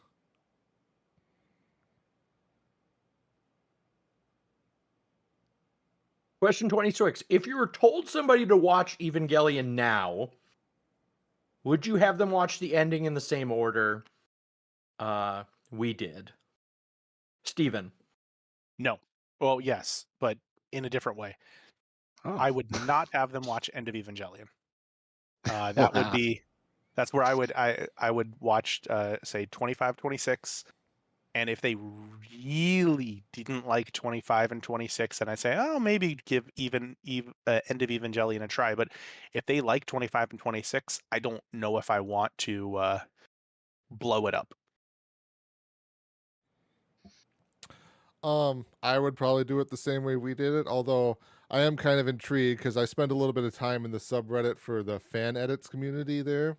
And I know there is one out there that somebody has taken basically the End of Evangelion in 25 and 26 and tried to put it in order of the events that occurred in the episodes with the stuff in the movie there. So I would be curious then too of showing somebody that instead of those 3 things of 25, 26 in the movie, of just showing them then once we get to that part, watch this. My theory would be is that you don't go 24, 25, 26, but I don't remember where the 50% line was in the movie, but that's where you insert 24, 5, and 26. Is in the middle of the movie where Shinji is having a mental crisis and gets self-confidence. I can potentially see that. There is that weird like midpoint in the movie where you get the full credits and everything.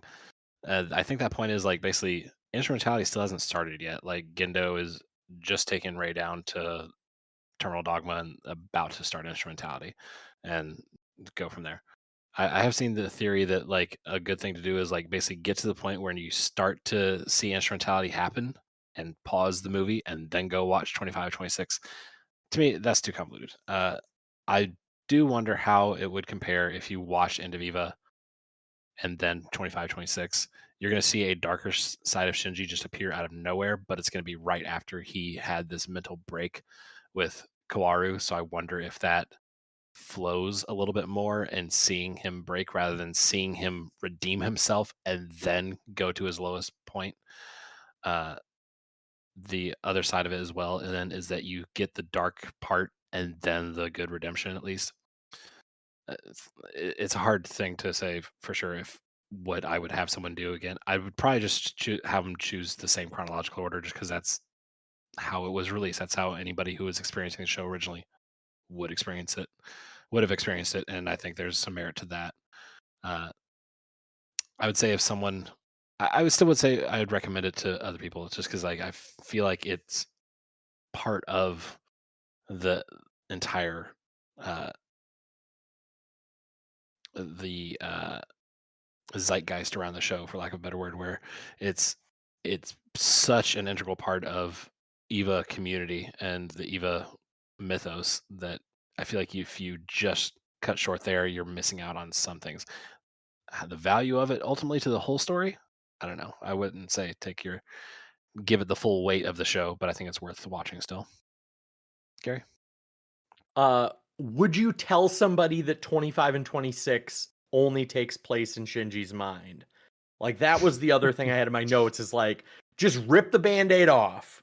Like, get to wherever the point it's relevant in the movie and be like, these episodes, 2 whole episodes, so an hour of your life takes place in 5 minutes in Shinji's head. Just be prepared. You're gonna go through a crazy like roller coaster ride of emotions of a 14-year-old. Like, this is where you're at. You can go on that roller coaster and come out the other end, and then you can go back to what happens in real life. Like, that was what really derailed me. It was like, we just spent the like 2 whole episodes just in Shinji's head, like, and it didn't progress the story any. But if you knew that going in, I think it would make it a little more palatable. Personally, I don't think that was such a hard.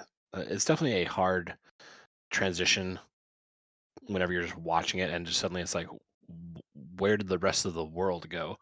But to me, it didn't necessarily cause a disconnect with the show at that point. We've spent so much time with Shinji's mind. Like episode 16 mostly happens in his mind with just flashes to the outside world, and so just fully spending an entire time in there, I don't think is as strong a disconnect for me the way that I was watching it.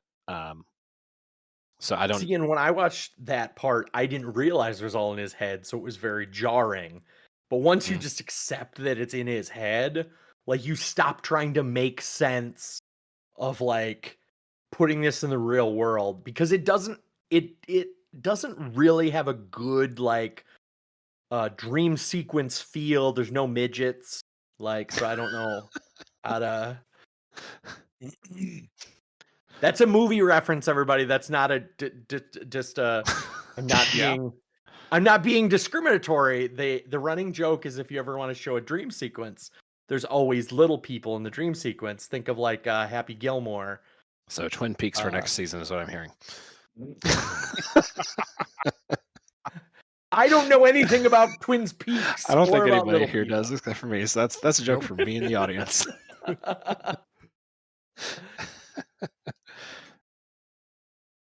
But yeah, I could see why some folks might appreciate the warning. I did not get the warning, and to me, it did not detract from the show. So I personally wouldn't just blanket give that out there to someone if they were just watching the show. If they were struggling with it, like I don't know. 24 is wild. I don't know if I want to. What's coming up ahead for me? Then I might give them a heads up at that point. But if they're just into the show, here you go. Here's 25. Here's 25, 26. Enjoy. I guess that's Yeah, the same theory of, do you warn somebody about the red wedding? Like, do right. you, Like, or do you honestly, similar? Do you warn somebody you shouldn't watch it with children in the room? like you guys didn't warn me not to watch the episode or to do it differently, and I think the way you said it out was just fine, honestly. With regard, considering everything in the show, that was not what broke me. I guess sort of related to it then. 25 and 26, I originally had a watch order to watch those two together and then come back and discuss those two together. We then split it up to where 25 tacked on to the end of 24. Do you think it helped your watch to kind of get 24 with its incredibly dense moments and then 25 in the mind and then come back and kind of talk about it and say, okay, 25 is all happening in the mind, so that you knew going into 26, okay, this is a continuation of just pure mind stuff? I thought 26 was going to bring me back in the real world and tie everything together, but it never did. But I thought tying a real world episode with a mind episode was helpful because it gave me something to latch onto.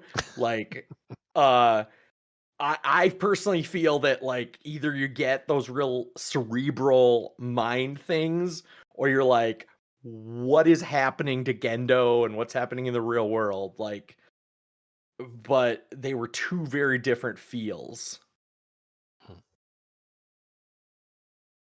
So they were good to pair together because it balanced. Rather than 26, a lot, just 2 whole no episodes balance. in the mind. 26, we just loved Get rid of it. one large 26 stone onto the end of the seesaw and said, here you go. No more balance.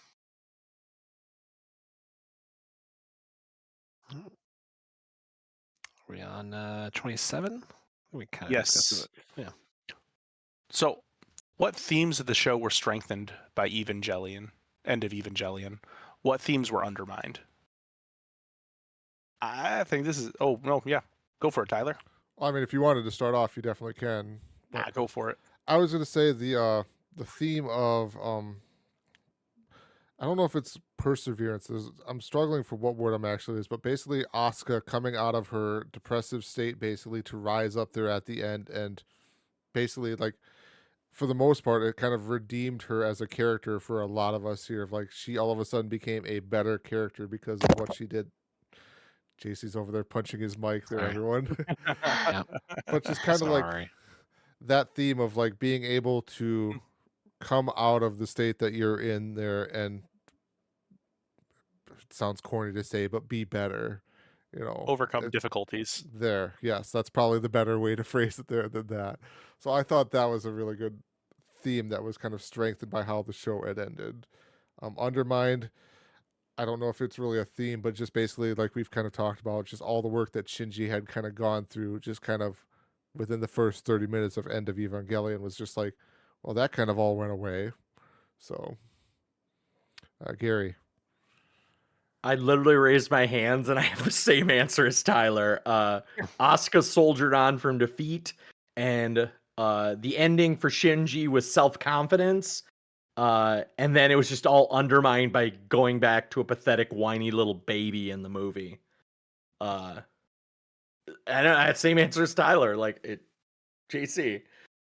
Yeah, I will say that I like the attempted themes that End of Eva goes for. Asuka does get her moment of finally finding strength again and kicking ass and being amazing.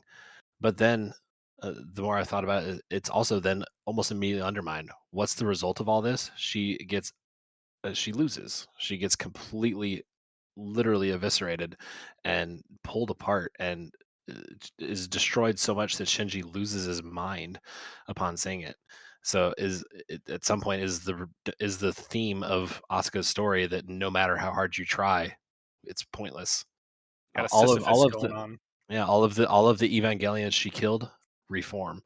all of her fighting was for literally nothing in the end. So it's to me, I it feel like ended in up that serving. way, Go ahead. in that way, Shinji's being a whiny little bitch undermined Asuka's like being a badass, because like she's being a badass and it's like Shinji being a huge pussy, like let her die, and that's why it's really jarring. It actually twists the knife of how much of a disappointment Shinji is, because you got to a high point and then you're just like, he is letting someone die in front of you.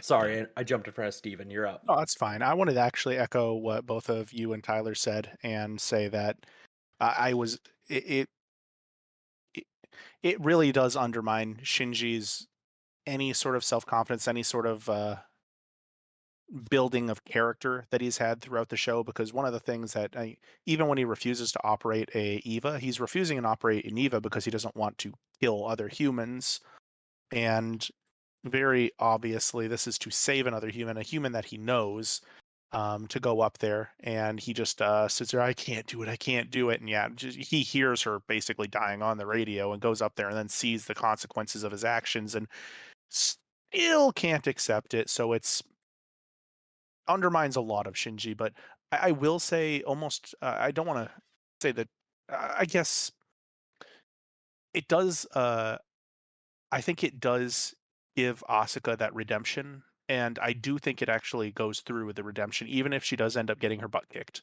Um, because what she does is an act of almost inhuman strength, coming out of a comatose state to bond with a thing, and yeah, she loses, but she has come from the absolute bottom all the way up and was able to give a fight to these things. She was able to get back on her feet and she was able to fight. And maybe that's part of the almost the 26, right? Episode 26 is you're not going to always win, but you have to get up and fight.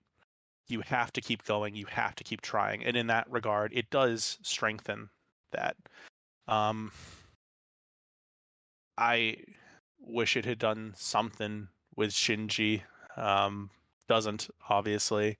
And I do believe it undermines a almost a sense of agency that Shinji had going through this.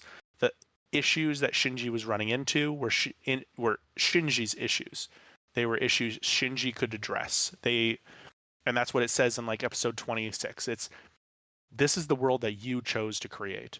This is the world how you see it. You can make your impact felt on the world and you can change it. And then we go into End of Evangelion, and the Spear of Longinus is flying from the moon. They have built new Spears of Longinuses. These Evas are immortal. They are raising giant naked Ray from the skin of the earth. And it's like, all right, so you have no agency anymore. What are you going to do against this? There's nothing you can do. It's you are a fly on the wall, or at best you are a bolt in the tool shed there. So it takes away the agency of the character in that case. Yeah, thoughts on that question?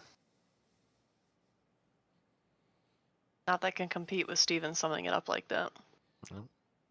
Nice work, Yeah, I Steven. don't like giving Steven credit, but that was a good ending. Oh, thank you. Thank We you. on to question 28. Oh. I like that rebuttal of my thought that Asuka was an undermined theme. Well done.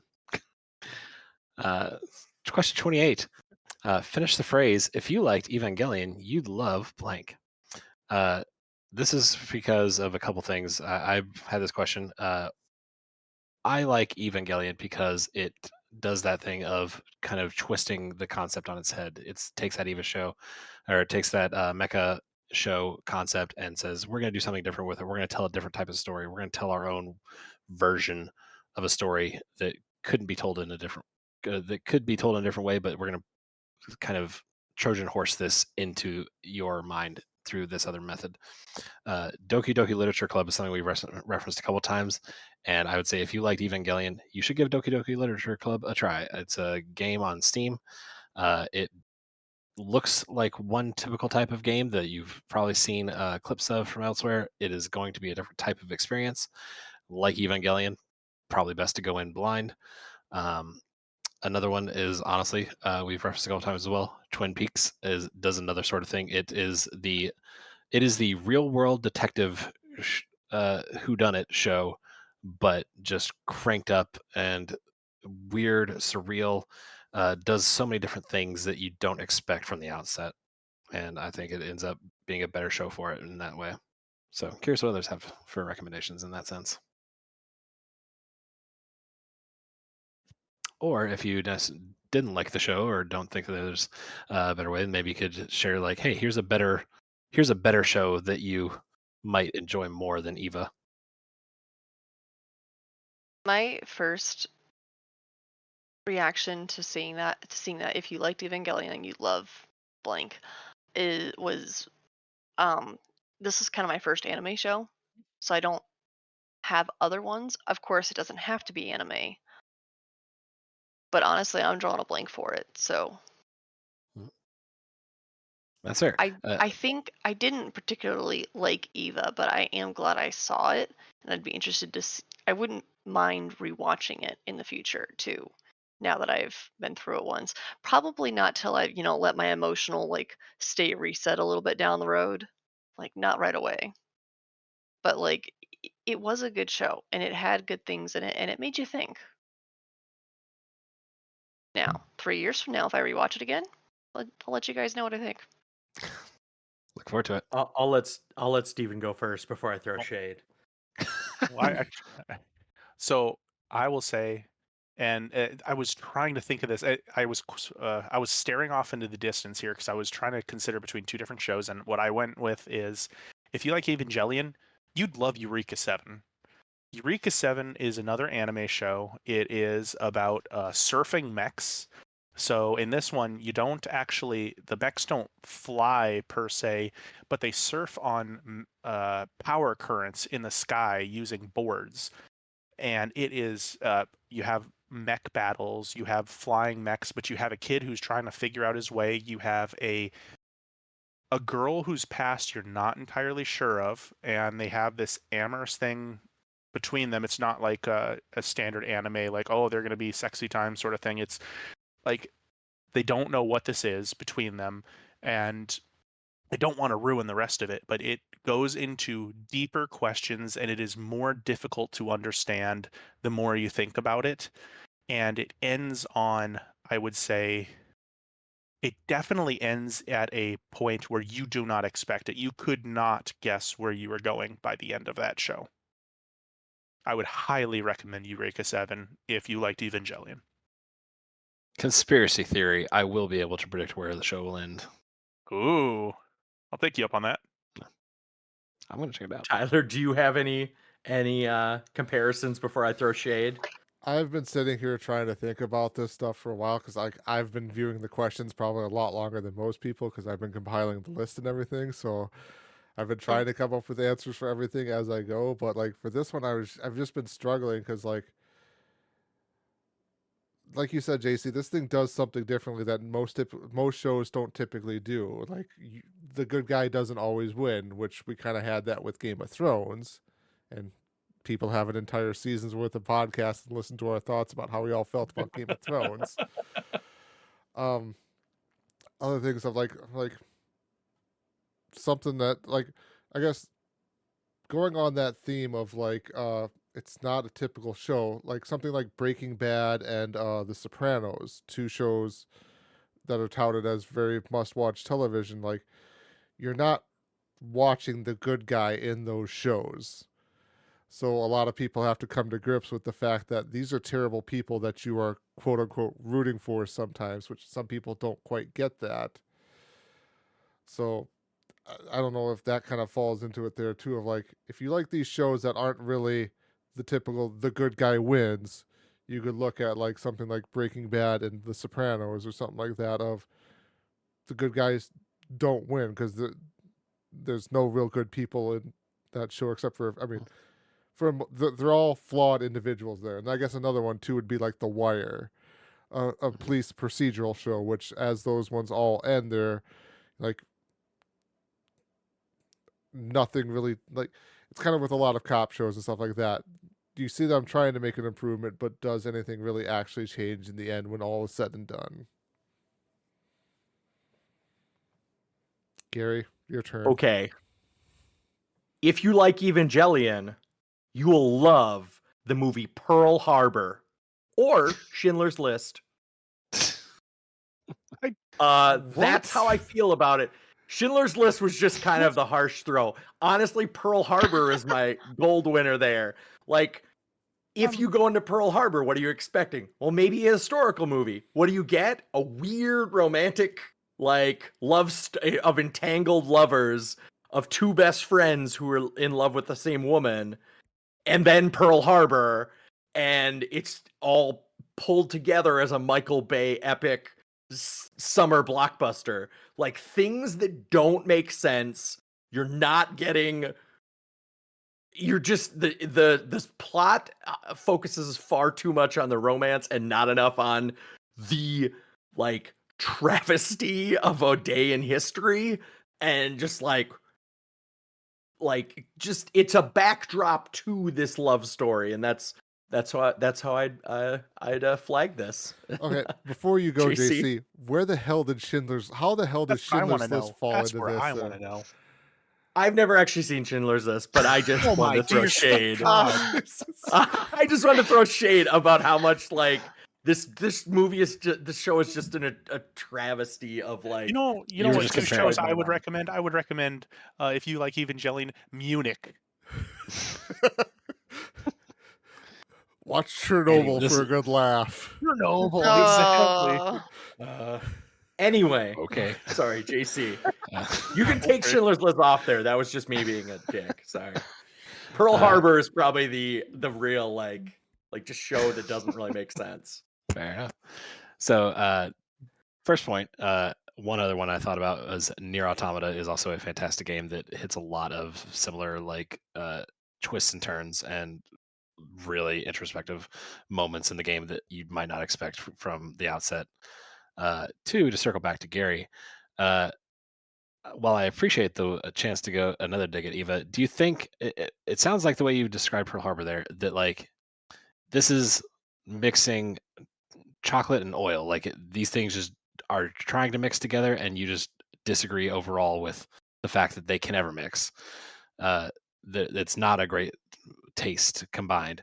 So, do you think that inherently mixing genres like that is a flawed concept, or do you think that there are shows that do it well, or other media?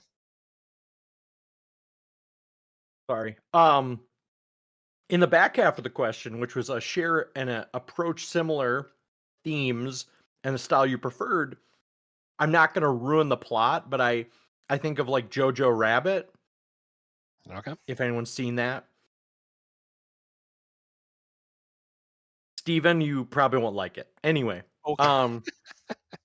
it deals with some a story that takes place in World War II with the Germans, and the main character's a little boy who's a German, and it's really played as a farce and a comedy, but the themes that it really touches on, like you're like, oh, it plays as this like funny, the kid has an imaginary friend, and then when you get to the back half of the movie, you're like, oh, well, this is really complicated because the child has to compete with like this imaginary friend that's very fun and charismatic, and a real other child that he interacts with, and understanding that like what he's being taught and his imaginary friend don't really conflict with the interpersonal relationship of another human being. So that I'm trying not to ruin the movie. It's a No, yeah. I'm but curious. that would be So, a way that like, you know, like I would tell people the less you know about that movie, the more powerful it is. If somebody told you the plot, you're like, that just sounds dumb. But you're like, oh well, it gets to it, and it's like, oh well, I don't think in any of the advertising you knew what you were getting into. Sounds Steven, good. now This is a you're serious gonna question. wonder. This is Yeah. just your question to get a bunch of recommendations for things to watch. So thank y'all. Happy to help. Yeah. All right, so are we good to move into the final question for the podcast? Looks like we are. Yeah. Final question, as would be expected. What are your overall thoughts on the show? Gary, do you want to go first to get your negativity out of the way? You'll I have to love unmute it. He's yourself. muted himself. We don't even have to listen to it. Damn it. I already answered the question. What are my final thoughts? The show would be better with heavy drinking and to marathon from start to finish. Thank you, Gary. Steven, before we move on to anyone else here who wants to go next, I have to ask here. So you had, in reference to the three of us who had never seen the show, you had mentioned one who really hates it, one who seemed to be kind of in the middle of it, and one who seemed, I forgot what your third kind of point was. Who were the other two? Because obviously we all know Gary is the one who hated it there. How did you view how Amanda and I felt about it then? Gary did not like it, obviously. Amanda was not a fan of it. And I thought you were engaging with it and maybe enjoyed it. Okay. So now who would like to go next after Gary? Oh. I can go. Okay. There's a lot of stuff I didn't like in the show. Like I said, overall, I am forced to say it was a good show in terms of like it dealt with some heavy things, and I will probably be quoting things from it. Didn't like the movie. Best part of the entire show, the theme song, still on my running playlist. Love the song. Damn right. Highly take that back with me. Highly recommend. Gary, how do I get you on that train? I thought you were going to say Pen Pen. My favorite part of the show, Pen Pen.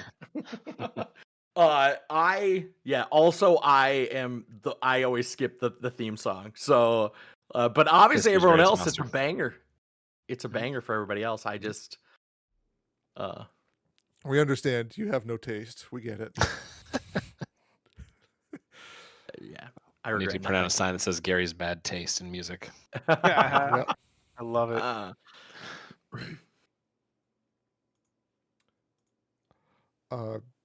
I can go here next then to kind of wrap up the three of us who have never seen the show. So overall, I thought, yeah, it was a decent show, but my problem comes to a few different points here that we kind of touched on here. It's not a show I'm going to rewatch anytime soon. I definitely think I need some distance from this show to eventually go back and rewatch it and sit down probably with like a Wikipedia article open or the ability to just look up stuff about the show to kind of get a better understanding of how did other people perceive this, what am I missing here, or something like that. Because again, the way we watched the show, I think the way you put it all together, JC, was perfect for this here. It was just kind of, it went against the way I would typically watch a show, not necessarily just the binging of it, but like I've kind of, I don't know if this was in the part of the podcast or if we were discussing this in the podcast. This thing has gone on so long that I'm starting to forget where we are in time. But like the ability to watch an episode and then ask questions about like some of the keywords and stuff I heard in there were kind of the real struggle for me because I couldn't do that for fear of I would spoil myself to the show. And then also too, the struggle for me kind of came sometimes with a lot of the religious terminology they were throwing around there, like the Spear of Longinus, terminal dogma, the halls of Guff, all of that stuff. Like apparently are real things, and I'm just like, I have no fucking clue if that is actually something being made up for the show, something in reference to an actual biblical thing that Steven would later tell me about in the recording, or just, something here. So, and again, obviously it didn't really tie into the biblical aspect of it really didn't tie too much into the show necessarily, other than you could probably equate like the Spear of Longinus to the purpose that it was in biblical times to what it may have been used for in the show, or what the ultimate usage of it in the show would be at some point. I don't know, JC, you're kind of... Well, I'm just having the thought. I'm curious if we went around and said, like, could you describe what the plot of like the angels and Lilith and all that stuff? Could you put that all together and give us a rundown of how we got here? The only way that I know that I could do it is that I was referencing wikis and stuff like that, because the show tells you blatantly at times what's going on, but it's these cryptic monologues from monoliths, literally sometimes, where it's just like, oh, the Lilith, the progenitors from the Black Moon, and like, all right, it's so much, it's so dense that without literally just having resources available at your disposal, which I wasn't going to just freely offer the information if people weren't asking. So it was one of those things that it was just catching me off guard now to realize that, like, we could probably get here and, like, there are still entire plot points that are unclear for a lot of the folks here, which is wild for me too as well, because, like, sometimes you're reading the wiki and, like, yeah, it explains the Black Moon thing, but, like, that also came from Neon Genesis Evangelion 2, a PlayStation 2 video game that had a bunch of codex entries that explained more about the thing, that then Anno later said, like they had access to the actual creator files and production files to put those codex entries in, but then Anno later was like, yeah, that's not 100%. And so now people are like, well, what is this real? So so it's a lot of answers that still lead to more questions, as always. And then I think oh, sorry, go ahead, Gary. Yeah. I was just gonna say, Tyler was talking about watching it, and I guess the last point I'd made was like, it's not a very good casual watch. I didn't. Yes, that's what That's I a good point. I would agree. you have to be engaged in it for sure. Mhm. And then another point to kind of touch on there, when we were discussing episode 26, you made some comments, Stephen, and I wish I had written it down because I've now listened to the episode probably 3 or 4 times, having to edit it and everything too, about the ambiguity in the show here and stuff like that. And that kind of goes back to my earlier point I had brought up there of, it felt like I can't speak to anyone else here. I was asking questions of the show that the show wasn't going to give me based off the information the show was displaying. So that's, I don't know. I mean, I could definitely take some of the blame with that. That's not a problem there. But also, too, is that then part of the show of, like, it is presenting this stuff, but it's really just a red herring for what is really actually going on there. So, JC, you can correct me if I'm wrong on this, but I do believe that the show does that. I believe the show gives you plot points that maybe they understand, and there is maybe like what JC was saying, a codex somewhere that you can access and understand that, but the show is not giving you that. That is not part of the show. It is not something you necessarily are meant to understand. And I think a lot of it is to make the show a little bit more, a little less tangible, a little harder to understand, a little bit more Smarter. up in the air. Yeah. Smarter than it kind of, this Well, sounds negative, like smarter than it is. yeah, and maybe give you, and also maybe be able to give people different interpretations. The more ambiguous you are with a TV show, with a movie, with any sort of art, the more you can take from it. And that's I know I'm sorry. I know I've referenced this 3 times already, but that's why Stephen King has said that he doesn't necessarily like TV or movie adaptations of his books. He doesn't even necessarily like audiobook adaptations of his books, because what it does is it gives a solidity to the book that you're reading. It gives the person either a voice or it gives them a physical form that you're seeing, and in that that is that physical form. It is set there, and if you see it, no matter how many times I read Lord of the Rings now, I have watched Lord of the Rings, and Legolas will always be Legolas from Lord of the Rings, the movies, for me, regardless of what I want. If by not making everything so solidified, it gives the opportunity maybe for people to reach conclusions their own ways. And for a show that is trying to deal with deep topics, and I don't know if Anno I don't know if this was exactly his intention, but what it can do is allow you to engage, if you are engaging with the deep topics in a, I would say a grown-up way. It allows you to approach those topics your own way, which might not be necessarily a way that your friend does it, that your other friend does it. All 5 of us on this podcast could reach different topics on this show different ways because of the ambiguity. If you don't have the solidity, you make an interpretation. From that interpretation, you try to figure out why we went from A to B.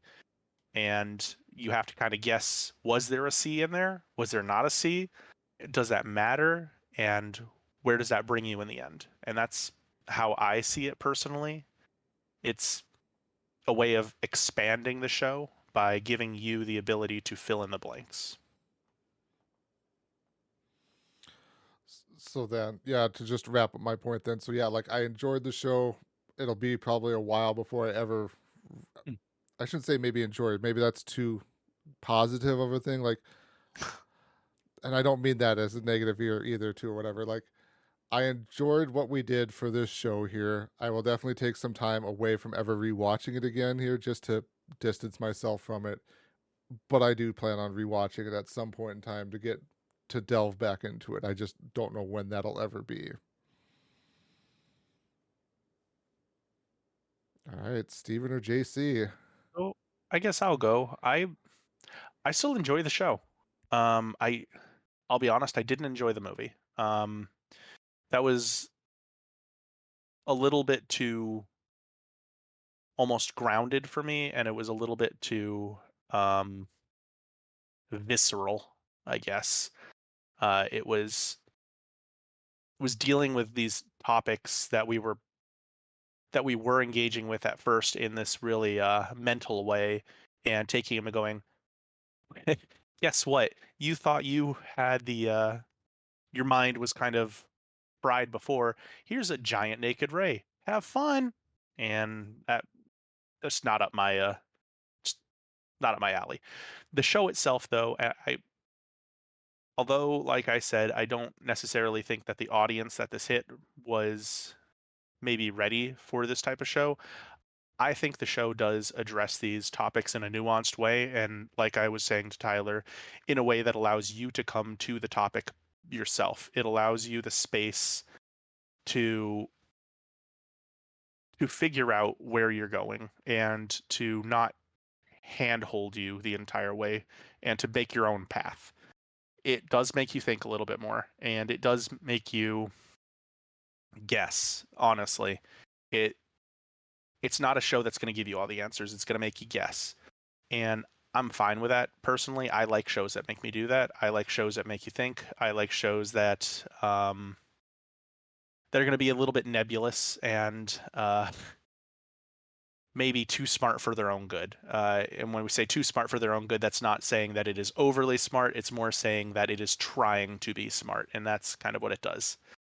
And I do think that this approaches it in a good way. I think it approaches it in a way that I enjoy, and so that's my overall thoughts. Is I still enjoy it.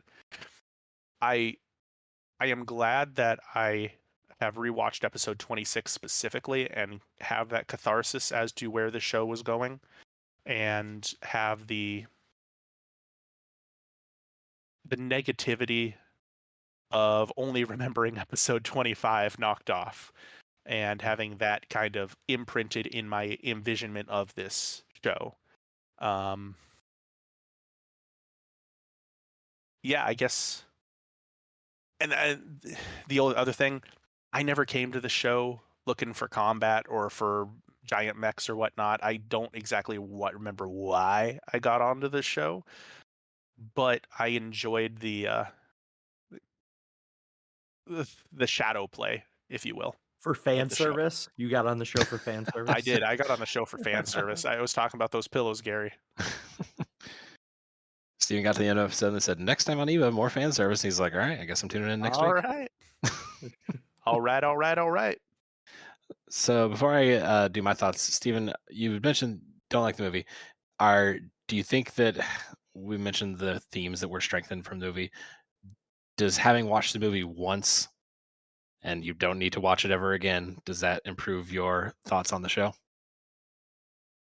Knowing that at least Asuka gets her redemption arc, or if nothing else. I don't know. I don't maybe don't think so. I didn't necessarily need Asuka to have a redemption arc. Um, I like I said, I was making a lot of excuses for Asuka throughout the thing because I knew that she had been very mentally abused, and I could understand her descent into where she went. Um, and then when instrumentality happens, you do have Asuka talking to everyone. So obviously she is there. She's experiencing. We have the case. Was it the second case or the third case is what Asuka is? But we do psycho-examine her, so we know she is still there. She is being actively talked to, if you will. And I personally didn't need her to stand up and go, "I got this now," and go fight. It's kind of like Shinji. I don't need Shinji's redemption arc to come in the form of him standing up with an M16 and blowing the head off Ikari.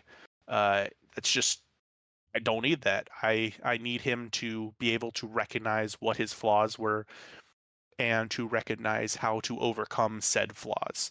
And I think that's the same with Asuka. I'm not sure we exactly get that catharsis with Asuka because obviously this is very aimed at Shinji. But I feel that from my watching, Asuka would have had a similar experience in instrumentality.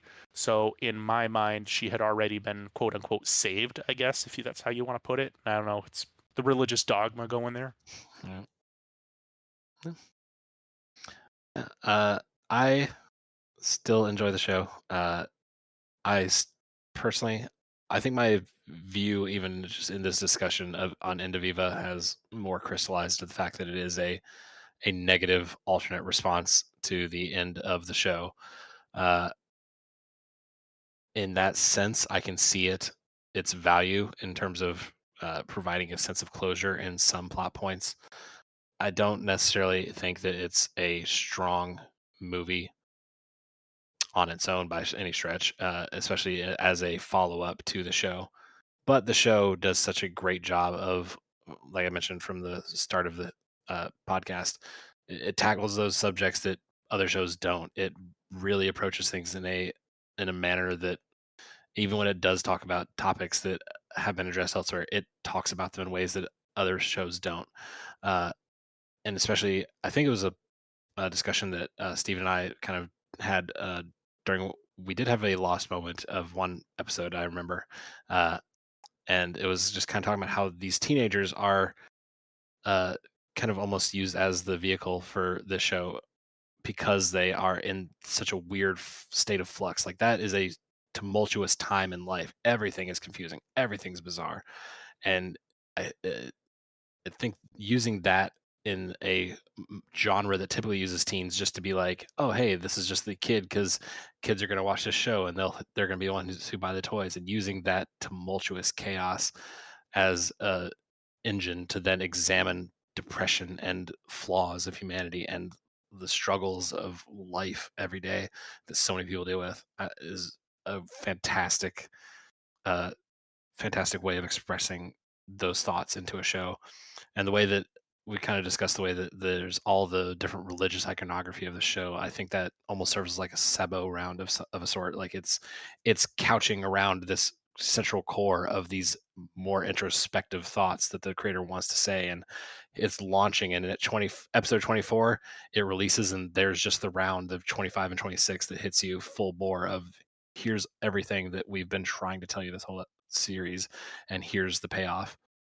And End of Eva serving as that antagonistic sense of here's the payoff that if you weren't satisfied with 25 and 26, this is kind of a fuck you. I don't know that I necessarily.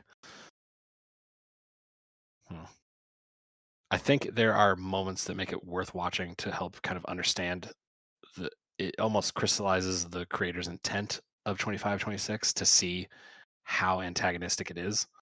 So I think there's value in it, End of Eva in that sense still.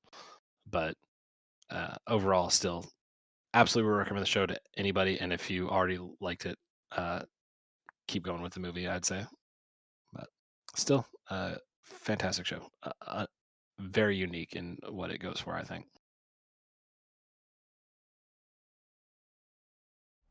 Will not disagree there. It is definitely unique for what it tries to tackle. All right. Any closing remarks, thoughts, comments, concerns, questions, things? Gary looked at me mean. Fuck him. Steven, did you look at Gary mean? That's not what that wasn't the point. All right. Well, we do want to thank anybody who's taken the time to listen to our ramblings for the past 14 episodes. If you've gotten all the way through this one here, it'll be another fun wrap-up podcast to go through and edit, for sure. Thanks, fun with that. Tyler. Good luck. Thank you, Tyler. You're welcome, or thank you, or I don't know what Congratulations. Congratulations. To my father, the podcast editor, Shotzi, thank you. To my podcast co-host, my mother, goodbye. And to all the children, the listeners, congratulations. We haven't quite decided what we're doing for season 3 just yet. Conversations will probably be had here sometime after this is all said and done. But please tune in for season 3 when we get that out, launching up and off the ground. So again, thanks everyone for listening. We hope you have a good one, and congratulations. Congratulations. More mayhem. Bye. Come back for the mayhem. Come on.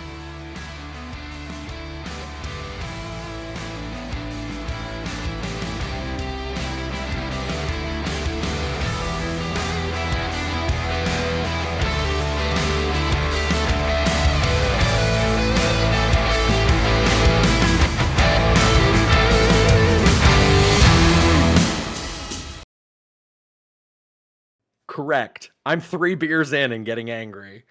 Keep that in. I want that in the podcast.